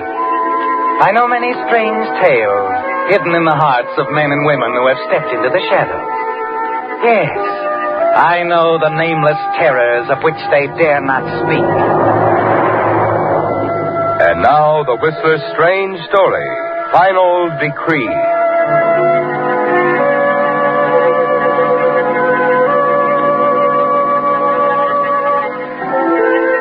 As the two hunters made their way along the base of the canyon, neither was aware of the figure standing well hidden in the trees on the ridge above them. When Gordon Weller reached the small creek, he turned, looked back at his friend Dr. Perryman puffing up the path behind him. Gordon grinned and picked his way across the creek and started up the mountain. As he circled a huge boulder and came into a clearing, at the sound, Dr. Perryman stopped suddenly. An expression of horror crossed his face as he saw Gordon Weller stretched out on the path before him. Gordon! Gordon! Are you hurt? No, I guess I'm all right, Doc. Great. God, you gave me quite a jolt. Here, let me give you a hand. Thanks. Thanks. I heard the shot. Saw you fall. I just stumbled, that's all. Lucky thing I did. What? Look at that tree there. That branch. Still swaying. A bullet must have nicked it. Good Lord. Shot came from somewhere up along that ridge. Crazy fool. I tell you, Gordon, some of these idiots who go hunting, I've a good mind to chase up there after whoever did this. No, never mind, Doc. Well, I'd just like to go up there and give him a piece of my mind, by George. Say, you don't suppose it could be anyone in our party, do you? No, I don't think so. They're on the other side of the mountain. That shot could have killed you, Gordon. If you hadn't stumbled when you did. Sure. Come along, let's go back to the lodge. But doggone, I'd like to go. Get excited. It was just an accident.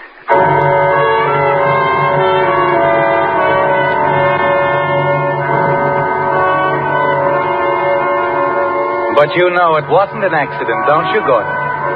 It was another attempt on your life. You're certain of that. And you didn't tell your friend Dr. Perryman that a split second before the shot was fired, you caught a glimpse of reflected light high on the ridge. The rays of the sun striking a rifle barrel, perhaps.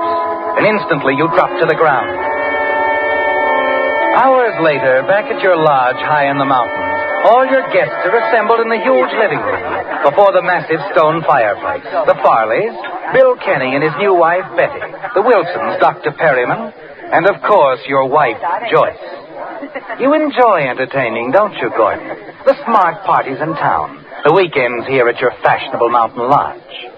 Yes, you like having your friends around. The feeling of security that goes with it.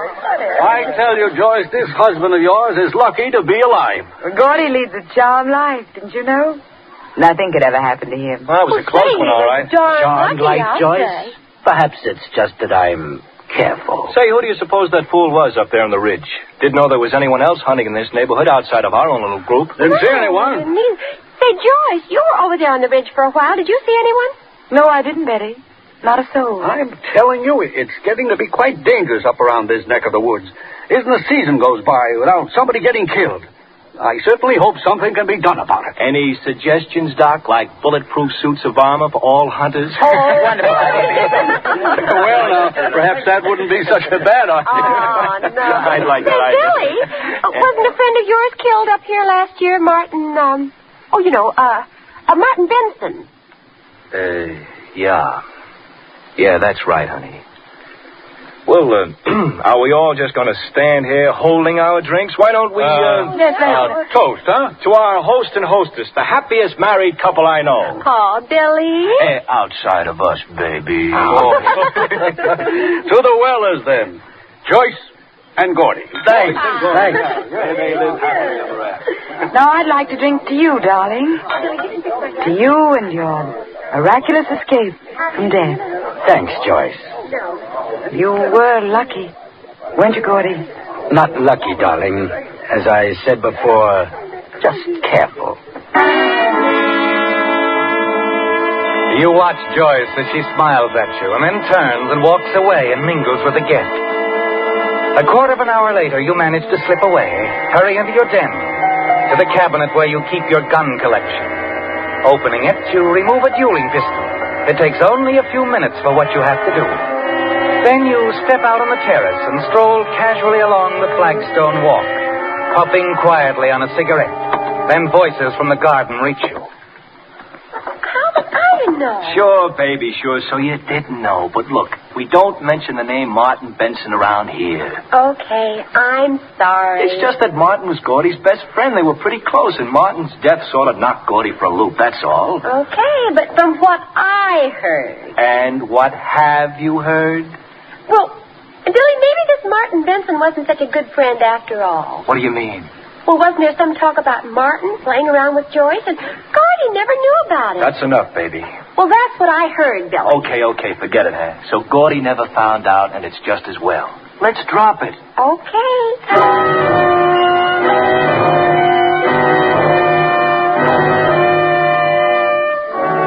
They've known all along, haven't they, Gordon? About your wife, Joyce, and your best friend, Martin Benson. But not once did they suspect that you were aware of that romance. That you were responsible for Martin's death. It had all been so simple getting rid of him, hadn't it? A hunting accident. Martin killed with his own gun. And there had never been any question about that, accident. Never a question in anyone's mind, except Joyce.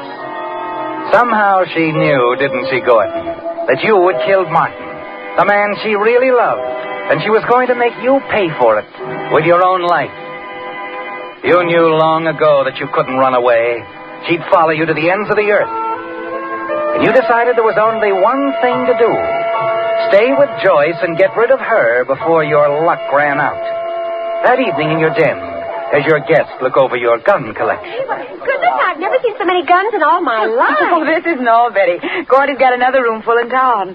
He's just mad about guns. Here's a new one I picked up a couple of weeks ago, Bill. How do you like it? Hey, that's a beaut. Real old dueling pistol, huh? Oh, boy. Let me see it, Billy. Hey, don't grab like that, baby. It sure is heavy. It isn't loaded, is it? Oh, don't worry, Betty. Gordon's very careful about things like that. Oh, golly, I don't see how anybody could fire this. You couldn't very well. Not the way you're holding it. Well, why, Gordy? Here, I'll show you. You wrap your hand around it like this. Uh-huh. That's it. And this finger goes around the trigger. Mm-hmm. That's it. Well, look at that. I hardly touched it. Well, that's what they call a hair trigger, baby. Clicks off just like that. Hey, what's the matter, Gordy? Oh, nothing. Nothing at all. Well, it's a good thing it wasn't loaded. Gee, it was pointed right at Joyce. Yeah, yes, it was. Wasn't it, Gordon?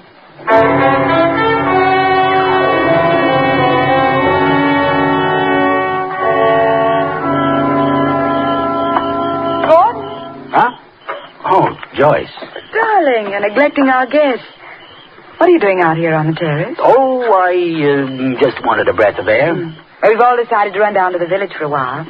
Want to come along? No, thanks. I think I'll stay here if you don't mind. All right. We won't be long, darling. Don't get lost. Oh, by the way, Gordon. Yes? I thought you were the careful type. What do you mean? Do you generally keep loaded pistols in your collection? Of course not. That dueling pistol you were showing Betty a little while ago. It was loaded. What? That is, it was when I first looked at it before dinner. I took the bullets out of it then. Good thing I did. I might have been killed. I guess this is your lucky day, too. Yes. We've both been lucky today, haven't we, darling? I wonder whose luck will run out first.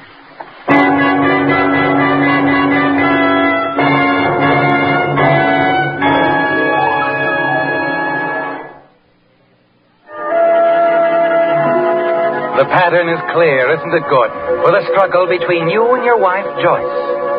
When Martin Benson died, it didn't end anything. Rather, it was the beginning of the quiet tension, the terror. You knew long ago that there would be no running away. A divorce from Joyce wouldn't settle anything. She'd follow you anywhere. She wants to kill you, doesn't she, Gordon? Somewhere, somehow, someday, she'll kill you. If you don't kill her first. It's been touch and go for so long now, hasn't it? Between two would-be killers who appear to everyone else as a comfortably, happily married couple. But now another way occurs to you, Gordon. A frame-up against Joyce. Something to get her out of the way. If only you can make it look as if she tried to kill you. Give her the opportunity and then take advantage of it. You start to set this up in a conversation with your good friend, Dr. Perryman. Oh, come now, my boy. The idea that someone is actually trying to kill you is ridiculous. Fantastic. I don't think so, Doc. And you wouldn't either in my position. But, well, you were along right behind me when that shot came whistling out of nowhere on the ridge yesterday. Of course. A careless hunter, an accident. You said so yourself. Yes, but I've been thinking about it, Doc. Thinking about some other accidents, too. What? You remember several months back on the lake, my motorboat, the explosion? I was lucky to get out of it alive. Well, yes. Then a month ago, coming down the ridge road, my car suddenly going out of control. Hitting that telephone pole was the only thing that saved me from going over. The road is dangerous. Hairpin curves, and the way you drive. Yeah, fortunately, I wasn't speeding. See here, Gordon. Do you mean to tell me that... Yes. Then yesterday in the canyon. But who, Gordon? Why? I don't know. Who would want to kill you? You're not disliked. Your friends, your wife, all loyal, devoted. I wonder, Doc. I wish I could believe that all the way. You can, Gordon. You should. Well, I'll try, of course. I'm telling you all this because of the kind of a friend you've been. I wish you'd remember this conversation, Doc. Frankly, I'm worried. Certainly I'll remember. I'll keep my eyes open, naturally. But you don't believe such things are possible. No, I didn't say that. Look, let's stop this talk, Gordon. You got me worried now.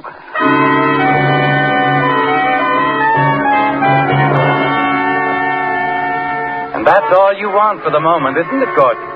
To have Dr. Perryman concerned. Later, his suspicions will be easily aroused. Suspicions against Joyce because of what you're going to do.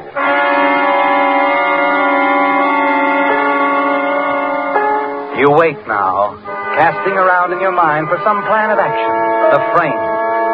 It suggests itself a few days later at the lodge. Just a small thing, involving an open gas jet on a gas heater. Gordon, are you all right?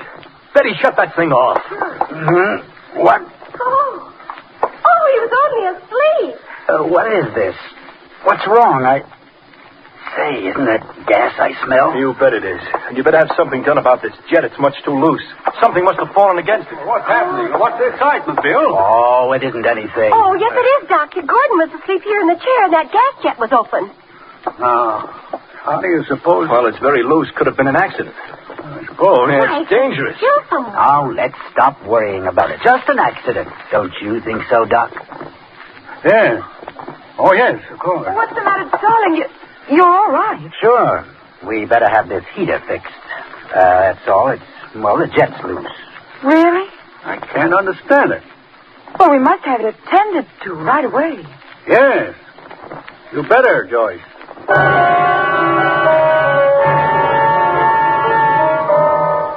The look in Joyce's eyes is what you want, isn't it, Gordon?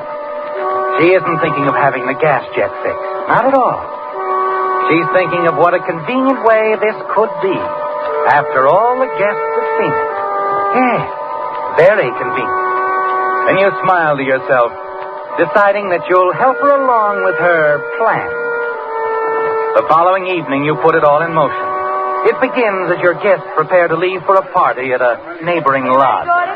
Look, I'm sorry to back out at the last minute this way, but I've got a headache. A bad one. I better stay here. Just take it easy. Get some rest. Oh, well, what about you, Joyce? Coming? Oh, of course, Betty. That is, unless Gordy'd rather I stay here. No, there's no need for that, Joyce. I'll be all right. You run along. You rest then. Maybe a little nap, Do you good? Yes, I'll stretch out in the den. Well, come on, kids, let's go. You want to come along in our car, Joyce? No, I'll take mine. I have some things to get in the village first. You run along. I'll join you at the Jellisons later. Okay. Let's away!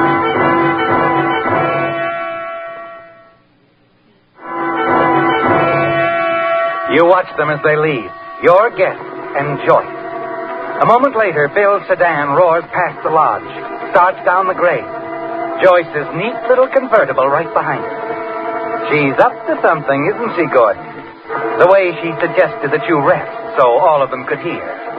You wait quietly in the den, wait for Joyce to come back, as you know she will. Then... In here, Joyce. You don't seem surprised, darling. That you came back? No, I knew you'd be back. I thought perhaps you'd changed your mind about going over to the Jellisons. I only wanted to see if... I still have my headache. Would a drink help? Why, how thoughtful of you, dear. Yes, it might help very nicely. I'll fix a couple. Let me... No trouble, darling. Thanks. You know, Gordy, sometimes you're hard to figure out. Oh? And you're not at all. That sounds sarcastic. Merely appraising. Joyce. Yes? What sort of sleeping pills did you pick up in the village? Sleeping pills? Whatever are you talking about? Here, your drink. Joyce, you're getting careless. Clumsy. Am I? You wouldn't want to exchange drinks now, would you? Certainly. Here. Satisfied? You anticipated that one, of course. Did I? Let's stop the game, Joyce. I know what you're up to. What am I up to? You want to put me to sleep. Fix it so I'm just sitting here, resting, as you put it. Then somehow the gas jet finds its way on again, and I'm the unsuspecting accident victim. No one will know that you ever came back here from the village. You went directly over to the Jellisons' party. You have it all figured out, don't you? Yes, and it won't work. I guess not. I wouldn't expect such a careless, clumsy stand of words. Well, cheers. Really afraid, aren't you, Gordon? Of the drink, yes. But not of you. I'm not afraid of you anymore, Joyce. Not in the least. It sounds ominous. I might as well tell you how ominous. I intend to take an overdose of sleeping pills and turn on the gas. Suicide? How nice of you, Gordon. Not suicide. Attempted murder. What are you talking about? You do have a box of sleeping tablets in your purse, don't you, Joyce? Of course. I'll only borrow a few. Put the box back in your purse after I've seen you on your way. You're out of your mind. Not quite. But it has to look good, Joyce. Your attempt on my life. You're a fool, Gordon. I'm afraid we'll both have to check our plans for a while. Not me, Joyce. But you will. You see, in a few minutes, you're going to have an accident. Your car is going off the road with you at the wheel. I see. And I'll be found that way with a box of sleeping tablets in my dress. The ones they'll believe you slipped into my drink. Oh, I fully intend to take them, you know. Then just at the right moment, I'll call the hospital. They'll find me here, unconscious, the gas on, but they'll find me just in time. After my car accident, you mean? That's right, Joyce. You have been thinking overtime, haven't you? You know, Joyce, you're forcing me to do this. Am I? If you'd only tried to understand. Understand murder? There was no other way. You could have given me a divorce when I asked for it. I didn't want a divorce. You knew I loved Martin. I thought you knew you did. You knew I did. You knew I loved him. With everything I had. That's why you killed him and made it look like a hunting accident. But you didn't get away with it, Gordon. You cheated the law, but you're going to pay it just the same. I'll make sure of that. I'm sorry, Joyce. I hate the idea of punching that beautiful jaw, but you leave me no choice.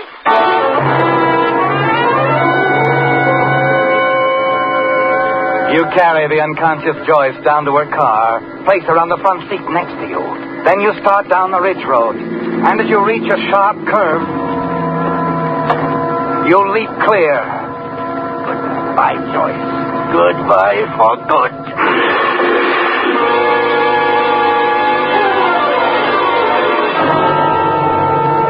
Back at the lodge, you pour yourself another drink. Dissolve the sleeping tablets in it. Then you drink. You step over to the gas jet on the heater and turn it on. Sitting in the big easy chair, the telephone at your elbow, you wait. The minutes tick by. You find yourself becoming drowsy. Then you're sinking into a warm, black fog.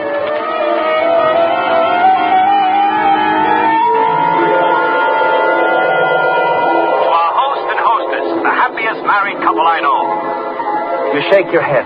Try to clear the haze from your mind. I wonder whose luck will run out first, darling. You're breathing heavily now. The walls are closing in on you. Gordon was asleep in a chair. The gas was on. The room seems to be swaying beneath you. The black fog sweeps in again, and you fight to keep your eyes open.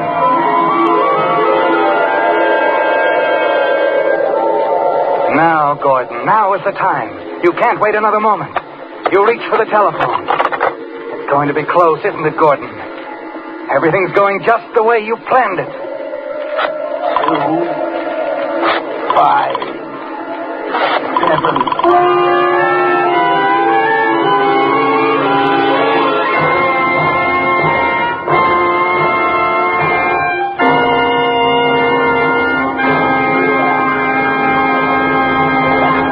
The Whistler will return in just a moment with the strange ending to tonight's story. Do you want a pleasant surprise? Then the next time you're near a signal service station, drive in and ask the dealer how much trade-in allowance he'll give you for your old tires. The chances are your signal dealer will make you such a generous offer that you'll see the wisdom of trading for safe new tires now. But what's more, the new tires on which signal dealers are giving this big allowance are not substandard second-line or third-line tires. They're first-line Lee tires. You know what that means. For 47 years, Lee of Conshohocken has made only one quality, the finest of first-line tires. In Lee tires, for instance, you get not only cold rubber, but Lee toughens it still further with patented Fill Black O. This is typical of the built-in extra quality that is making today's Lee tires actually give 30 to 40% more wear than ever before. That's why it's real news when you can save money on tires like these. To remind you of this opportunity, there's now a sign outside every signal station which says, biggest allowance for your old tires on top quality Lee tires. Drive in where you see that sign and find out from the signal dealer just how little it will cost you now to enjoy carefree summer driving on safe, new Lee tires.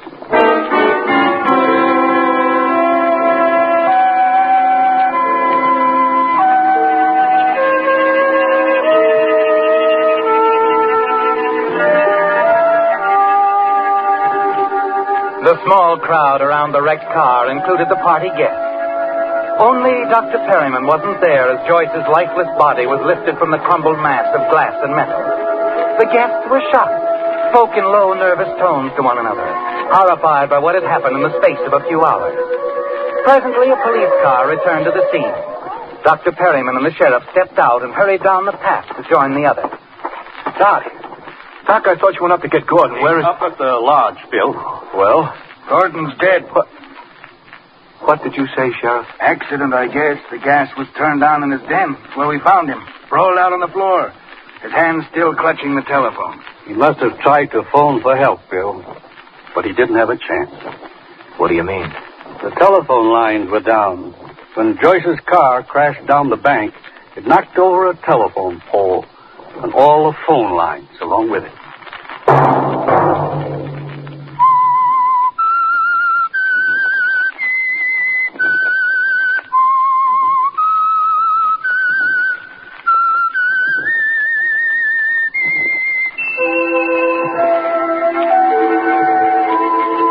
Let that whistle be your signal for the signal oil program, The Whistler. Each Sunday night at the same time. Brought to you by the Signal Oil Company, marketers of Signal gasoline and motor oil, and fine quality automotive accessories. Signal has asked me to remind you, to get the most driving pleasure, drive at sensible speeds, be courteous, and obey traffic regulations. It may save a life, possibly your own.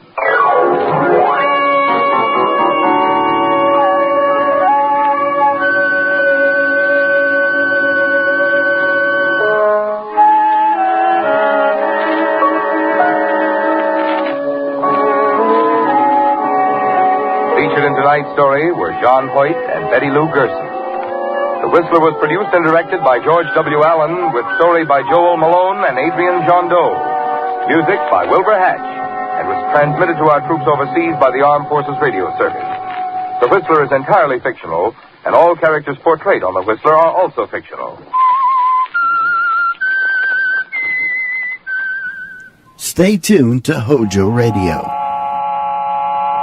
Have you heard the strange tales of the Whistler?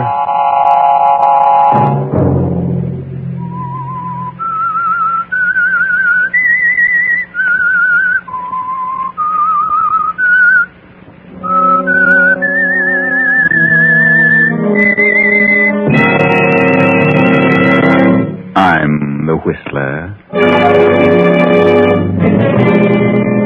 Don't. Not again, please. I can scarcely think now. I won't be able to think at all if you do it again. Please, I couldn't stand it. There just won't be anything left if you do. Please. Another Saturday night, and again, CBS presents The Whistler.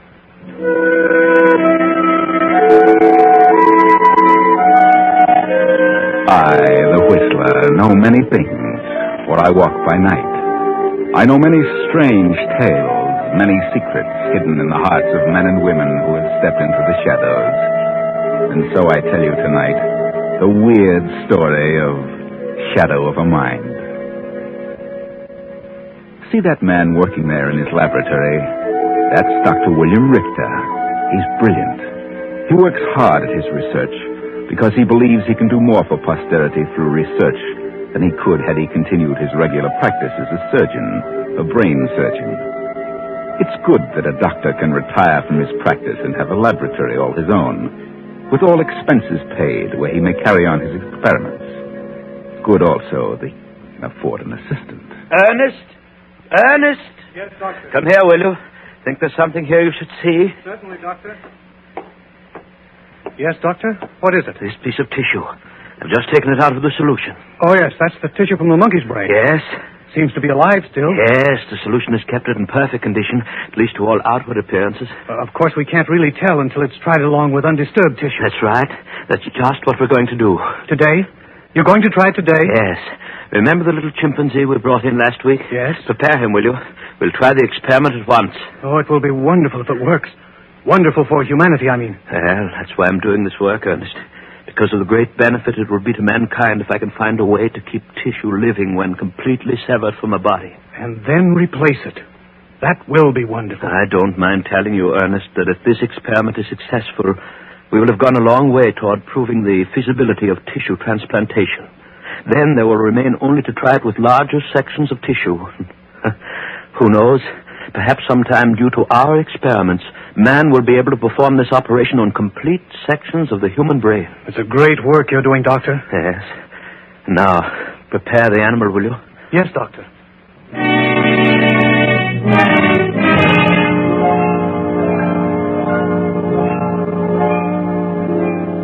Yes. A great work, Doctor. Such a benefit to mankind. And such a benefit to you if it's a success, and to those whom you love. Come in. Oh, Elaine. Hello, I'm glad to see you. Oh, I didn't want to disturb you, Father, but I've wonderful news.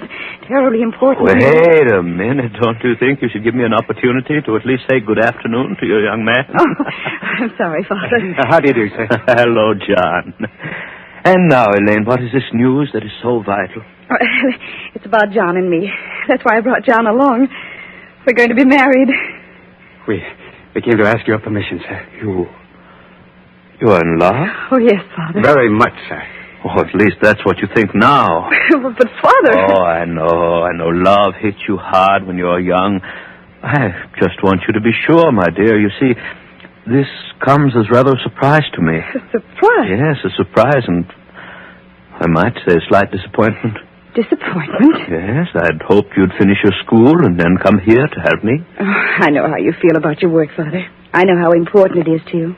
It's important to me, too. I want you to continue it, but, well, I don't want to give up love simply to assist you. Don't you see, it's your work, not mine. Marriage is what I want. Yes.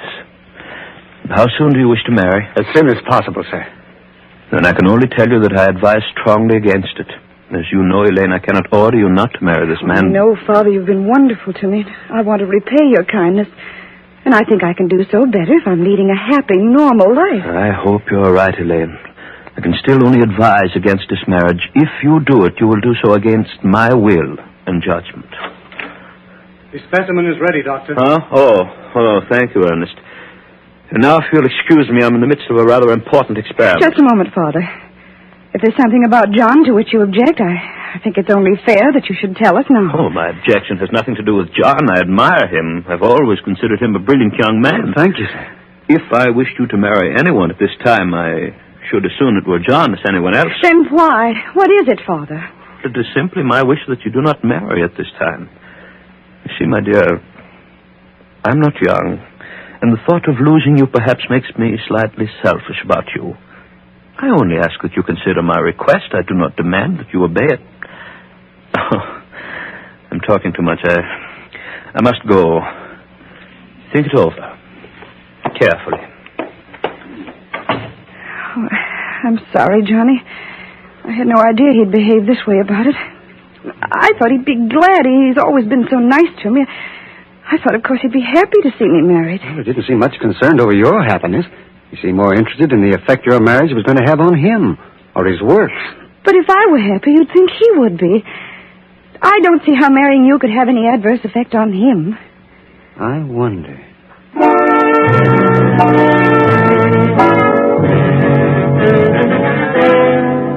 Several days have passed during which John has thought about it.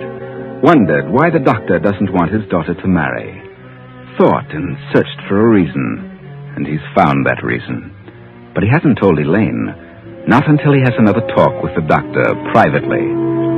John and Elaine are driving along the twisting highway to her home. Why on earth did your father ever have his laboratory in such an out-of-the-way place? Oh, he works a lot with animals. They might disturb people if he had close neighbors. Yes, I suppose so.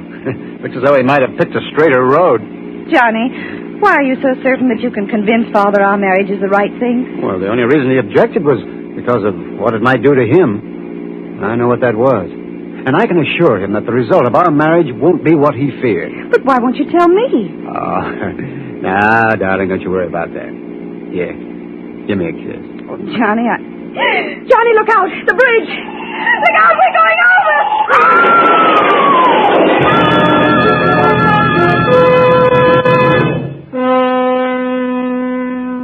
You were careless, John. You needn't have had that wreck if you'd been watching. Even in your haste to settle things with the doctor, you should have been more careful. More careful with the life of the woman you loved. Now her father works feverishly trying to bring her to. Will she? Quiet.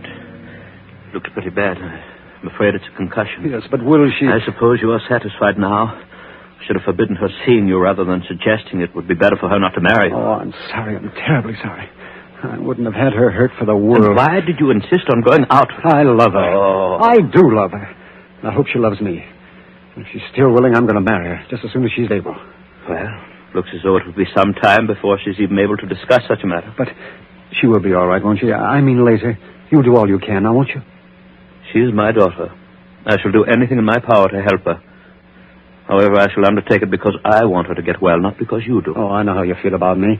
I came here to tell you that our marriage would make no difference in your plans. But that's not important now. The only thing of importance is her recovery. I want you to know if there's anything I can do, you can count on me. What you can do probably will not be much. However, we shall see.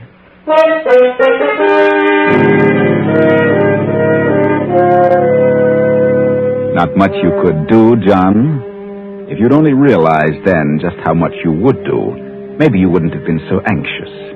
It hasn't been pleasant, though, has it, all these days of waiting while Elaine came out of her coma and then lapsed back in again.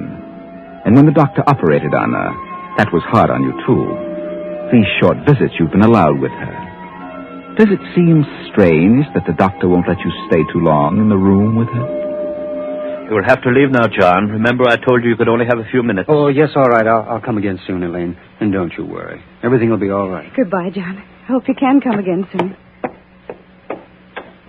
What does he mean everything would be all right? Oh, just about us. Well, what does he know about it? What does he know about your condition? He thinks as I do that I'll soon be well. Oh, does he? Yes.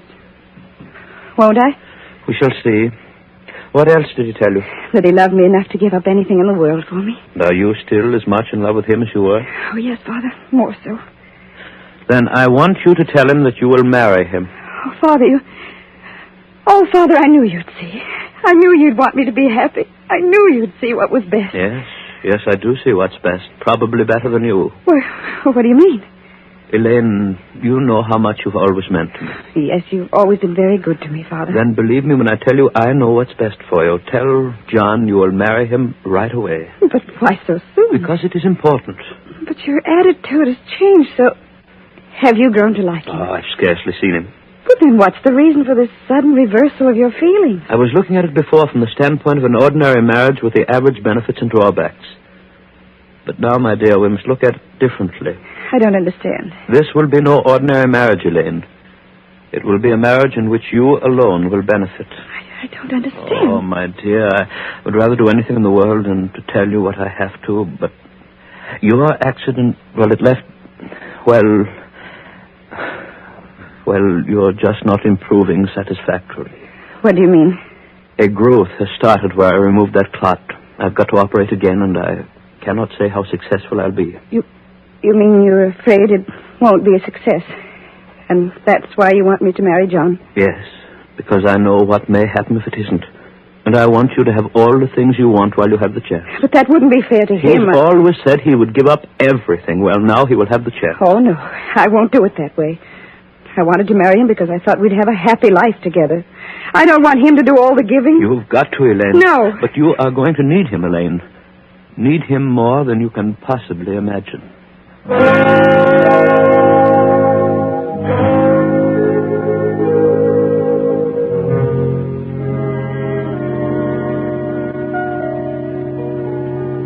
And so that is the way things are, John. She told me how much you love her, and now's your chance to prove it.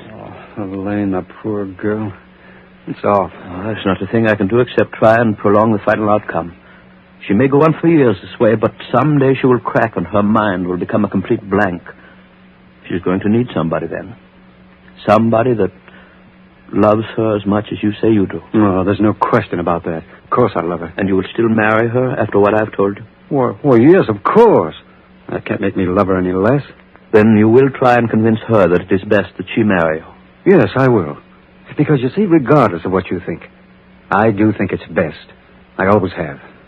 I think so, too. Now.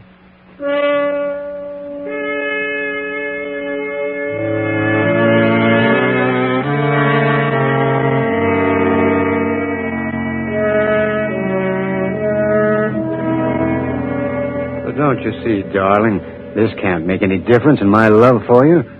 Simply that you've got to undergo another operation. But Father said he couldn't be certain how it would turn out. I think he's pretty certain. He told you then? Yes. And it doesn't really make any difference. Except that I've waited longer. And now I love you more. Oh, John. So please, darling, say you'll marry me. You still think it's wise? Yes, I know it is. All right, John. I'll marry you. When? How soon? Any time you say, John.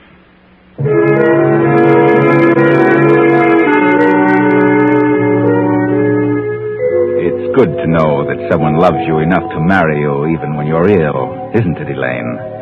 Only you don't know what John knows. You think you have a chance, but John knows better. The doctor told him. He loves you enough to give up anything, though. Yet he doesn't suspect what he's going to be called upon to do, and neither do you, Elaine. Neither do you.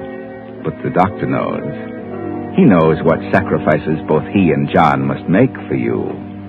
Oh, Doctor? Doctor, can I speak to you for a moment? Oh, of course. What do you want? It's about Elaine. She seems to be getting worse. She's been in a coma every time I've seen her in the last several days. Yes? Is she really worse? Do you know what's causing the comas?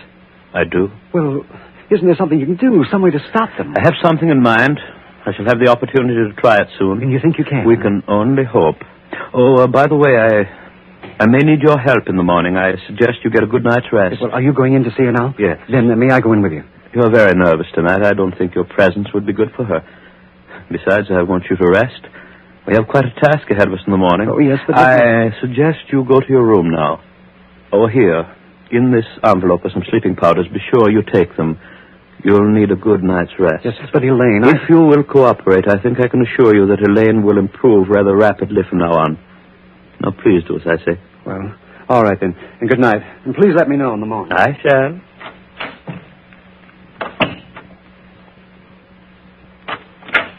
Elaine? Elaine, dear, are you awake? Elaine? Oh, Father. Wake up, Elaine. I didn't realize I'd been asleep. Didn't you? No, I don't feel as though I'd been asleep exactly. Oh, don't worry about that. I want to talk to you. What about? Please, my dear, don't let this upset you too much, but I'm afraid we have to operate again. That is our only way out, otherwise you'll lose your mind. My mind? Oh, Father. Easy, Elaine. I told you there's a way out. Way out? Yes, you see, I have known for a long time this was going to be necessary. The growth has started again, and it's spreading. And wherever it's spread, that part of your brain is dead. So I must remove that part. But I must trust you, Father. I know if any surgeon can do it, you can. I can remove it, I'm certain of that. The question is in what condition it will leave you. What do you mean? Well, it's too large a part of your brain to leave you, well, entirely the same. It's the part that controls your will. We can't just remove it and leave you that way. But how? That is where John and his willingness to sacrifice for you comes in. I don't understand. I'm going to perform the same operation on John. But there's nothing wrong with John's brain. No? He has a brilliant mind. I know. That's why we chose him. We chose him? I don't understand. I told you once that you were going to need somebody that really loved you. Somebody willing to give up everything for you. And that's why you wanted me to marry him. Yes. You see, it was the only way to save my little girl. He seemed like a very intelligent young man. That was important because, you see, I didn't want just anybody's brain taking the place of that part of yours, which I shall remove. You mean you're going to... Yes. Oh, Father, listen to me. I love John. You can't do this thing to him. Oh, let me die. I don't want to live if it means this. Please, Father, listen to me. I'm probably the only brain surgeon in the world who can do it, and I've prepared well. Everything is ready, including John. Father, please. Oh, you mustn't become overwrought, Elaine. Here, I'll just give you this hypodermic. There, and it will quiet you. Oh, but Father... Don't you see, my dear, if I succeed in this, it will be just like handing back life to the little girl whom I love. But if you fail... If you fail, Father... There's no reason why you should fear any ill effects. But John... I'm perfectly confident that the operation will be a success from John's standpoint as well. But even if I do fail, it will be better than letting you live on without a mind. Father, you can't do this. You're mad. That's it. You're mad. Father, you're mad. You couldn't dream of such a thing if you weren't. I not only can dream of it, I'm going to do it. And when it is over, you'll be glad you had a father who was willing to do this for you. Father. Quiet, Elaine. Soon the medicine will take effect and you'll be unconscious. And when you waken, a part of John's brain will have taken the place of that part of yours that's diseased.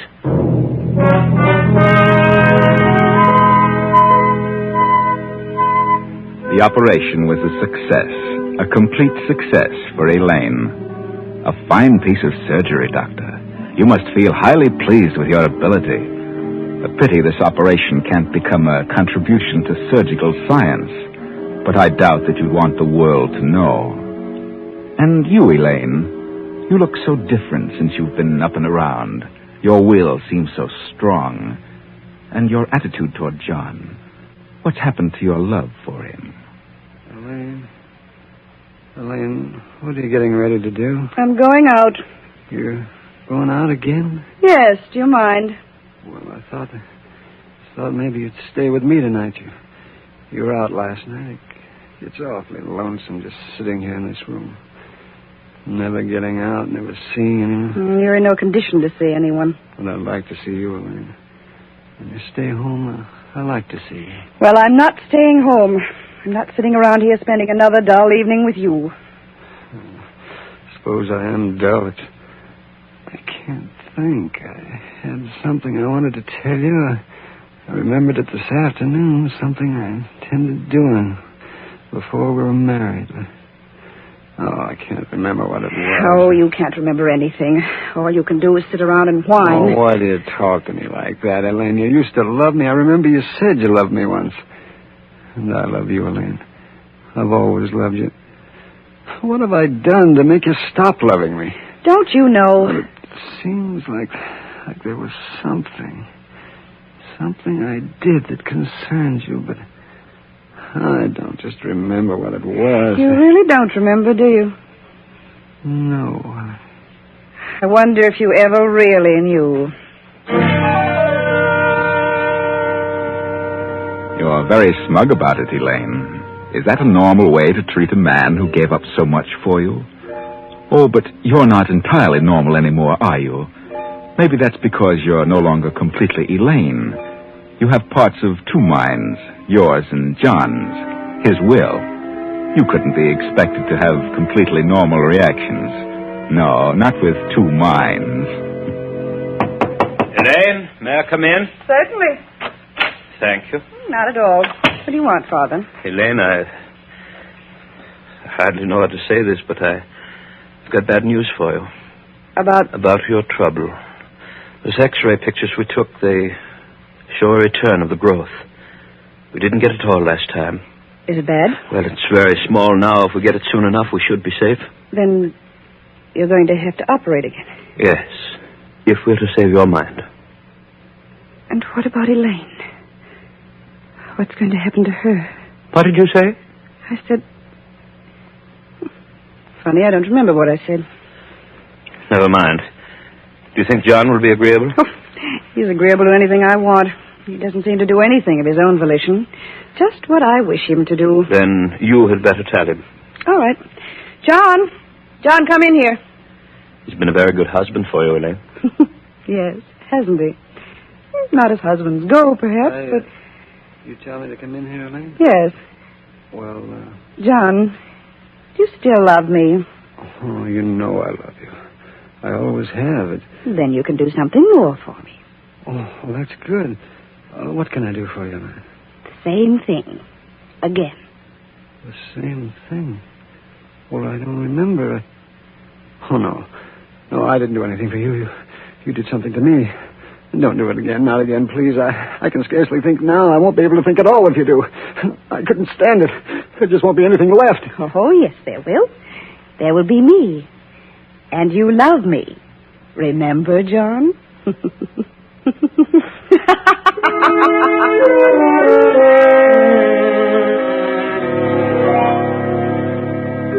Another good job, Doctor. Another great piece of surgery. No one else could have done it. The first time, taking just the part of John's brain which controlled his will, giving that to Elaine and making her will so strong she cared nothing for anyone but herself, and leaving John so that he'd resist no more. That was well done. And this time, just a little bit more. Only this time you made a mistake, Doctor. This time you took too much of John's brain. This time you took the part that remembers. You took too much, Doctor, and now John is dead. You've given his will to Elaine, and now his memory. And the part of John's mind that remembers also hates Doctor. Come in. Oh, Elaine, my dear. Come in, my child. I didn't expect you so late. Elaine, what are you doing with that gun? I have something to settle with you, Doctor. Why, I don't understand. You've never called me doctor before, Elaine. It is not Elaine you're dealing with, Doctor. What do you mean? This is John. You killed my body, but you put my mind in this body. My will and my memory. This body is Elaine's, but these thoughts are John's. That is impossible. Not for you, Doctor, not for the great brain surgeon. For this time you've gone too far, you and Elaine. You took my mind, only you took too much of it. And now it is no longer Elaine. It is I, John, who controls the actions of this body. And the mind of John hates you for what you did. I only did it to save my little girl. But had you not objected to the marriage in the first place, nothing would ever have happened. What do you mean? I remember now. Now John's thoughts remember what it was he found out about your objection to the marriage. That's what we were coming to tell you when we had the accident. John found out about your wife's will. What? The money that made it possible for you to continue your work would all go to Elaine when she married. Oh, but... You didn't want that, did you, Doctor? Because you weren't her real father. But I've always loved you as a real father. I've done everything for you. Excuse me, Doctor. For Elaine.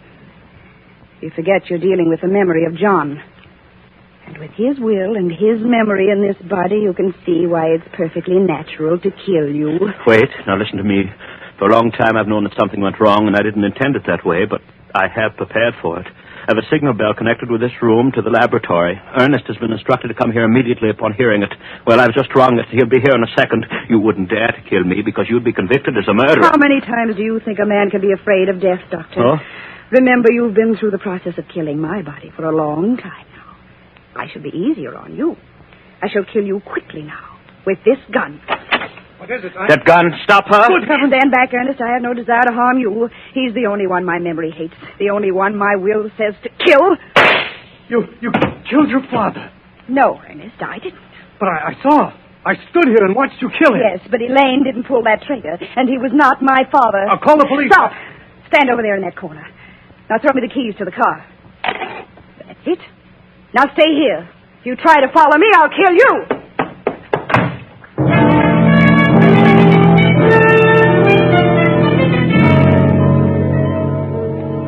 And so you've settled scores, haven't you, John? Your mind, together with Elaine's body, have made him pay for his greed. But where are you going? It's really over. Why do you hurry so? Why do you drive so fast? Do you know where you're going? Remember, this is a crooked road, and that bridge ahead, that's where it all started, remember? The wheel. Is something pulling on it? Pulling it off to the left? Pulling harder than you can pull? What could have a hold of it? You're alone. But something is pulling the wheel around, isn't it? Pulling it until...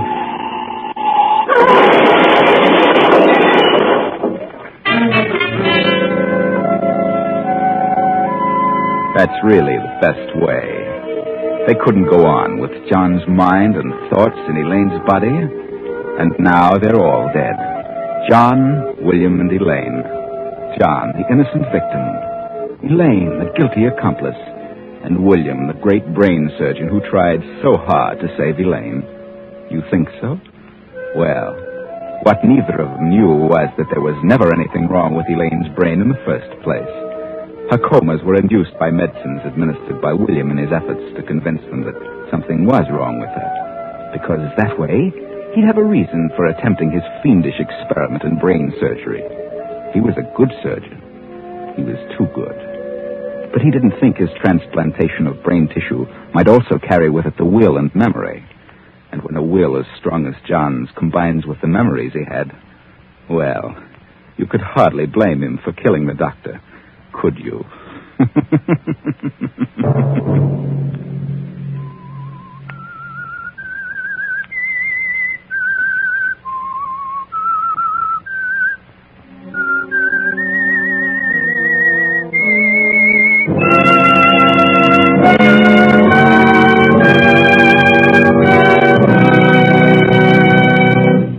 CBS has presented The Whistler.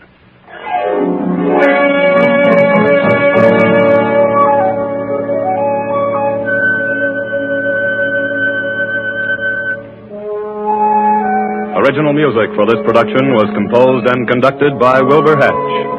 Tonight's story was written by Dwight Hauser and directed by J. Donald Wilson.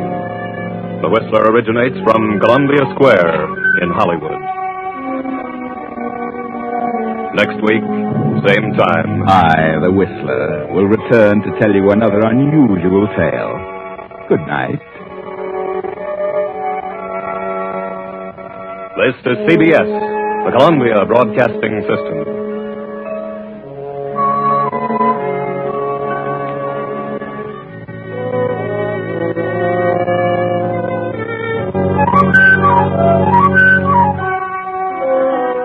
Thanks for listening to HOJO Radio. We'll be back again very soon.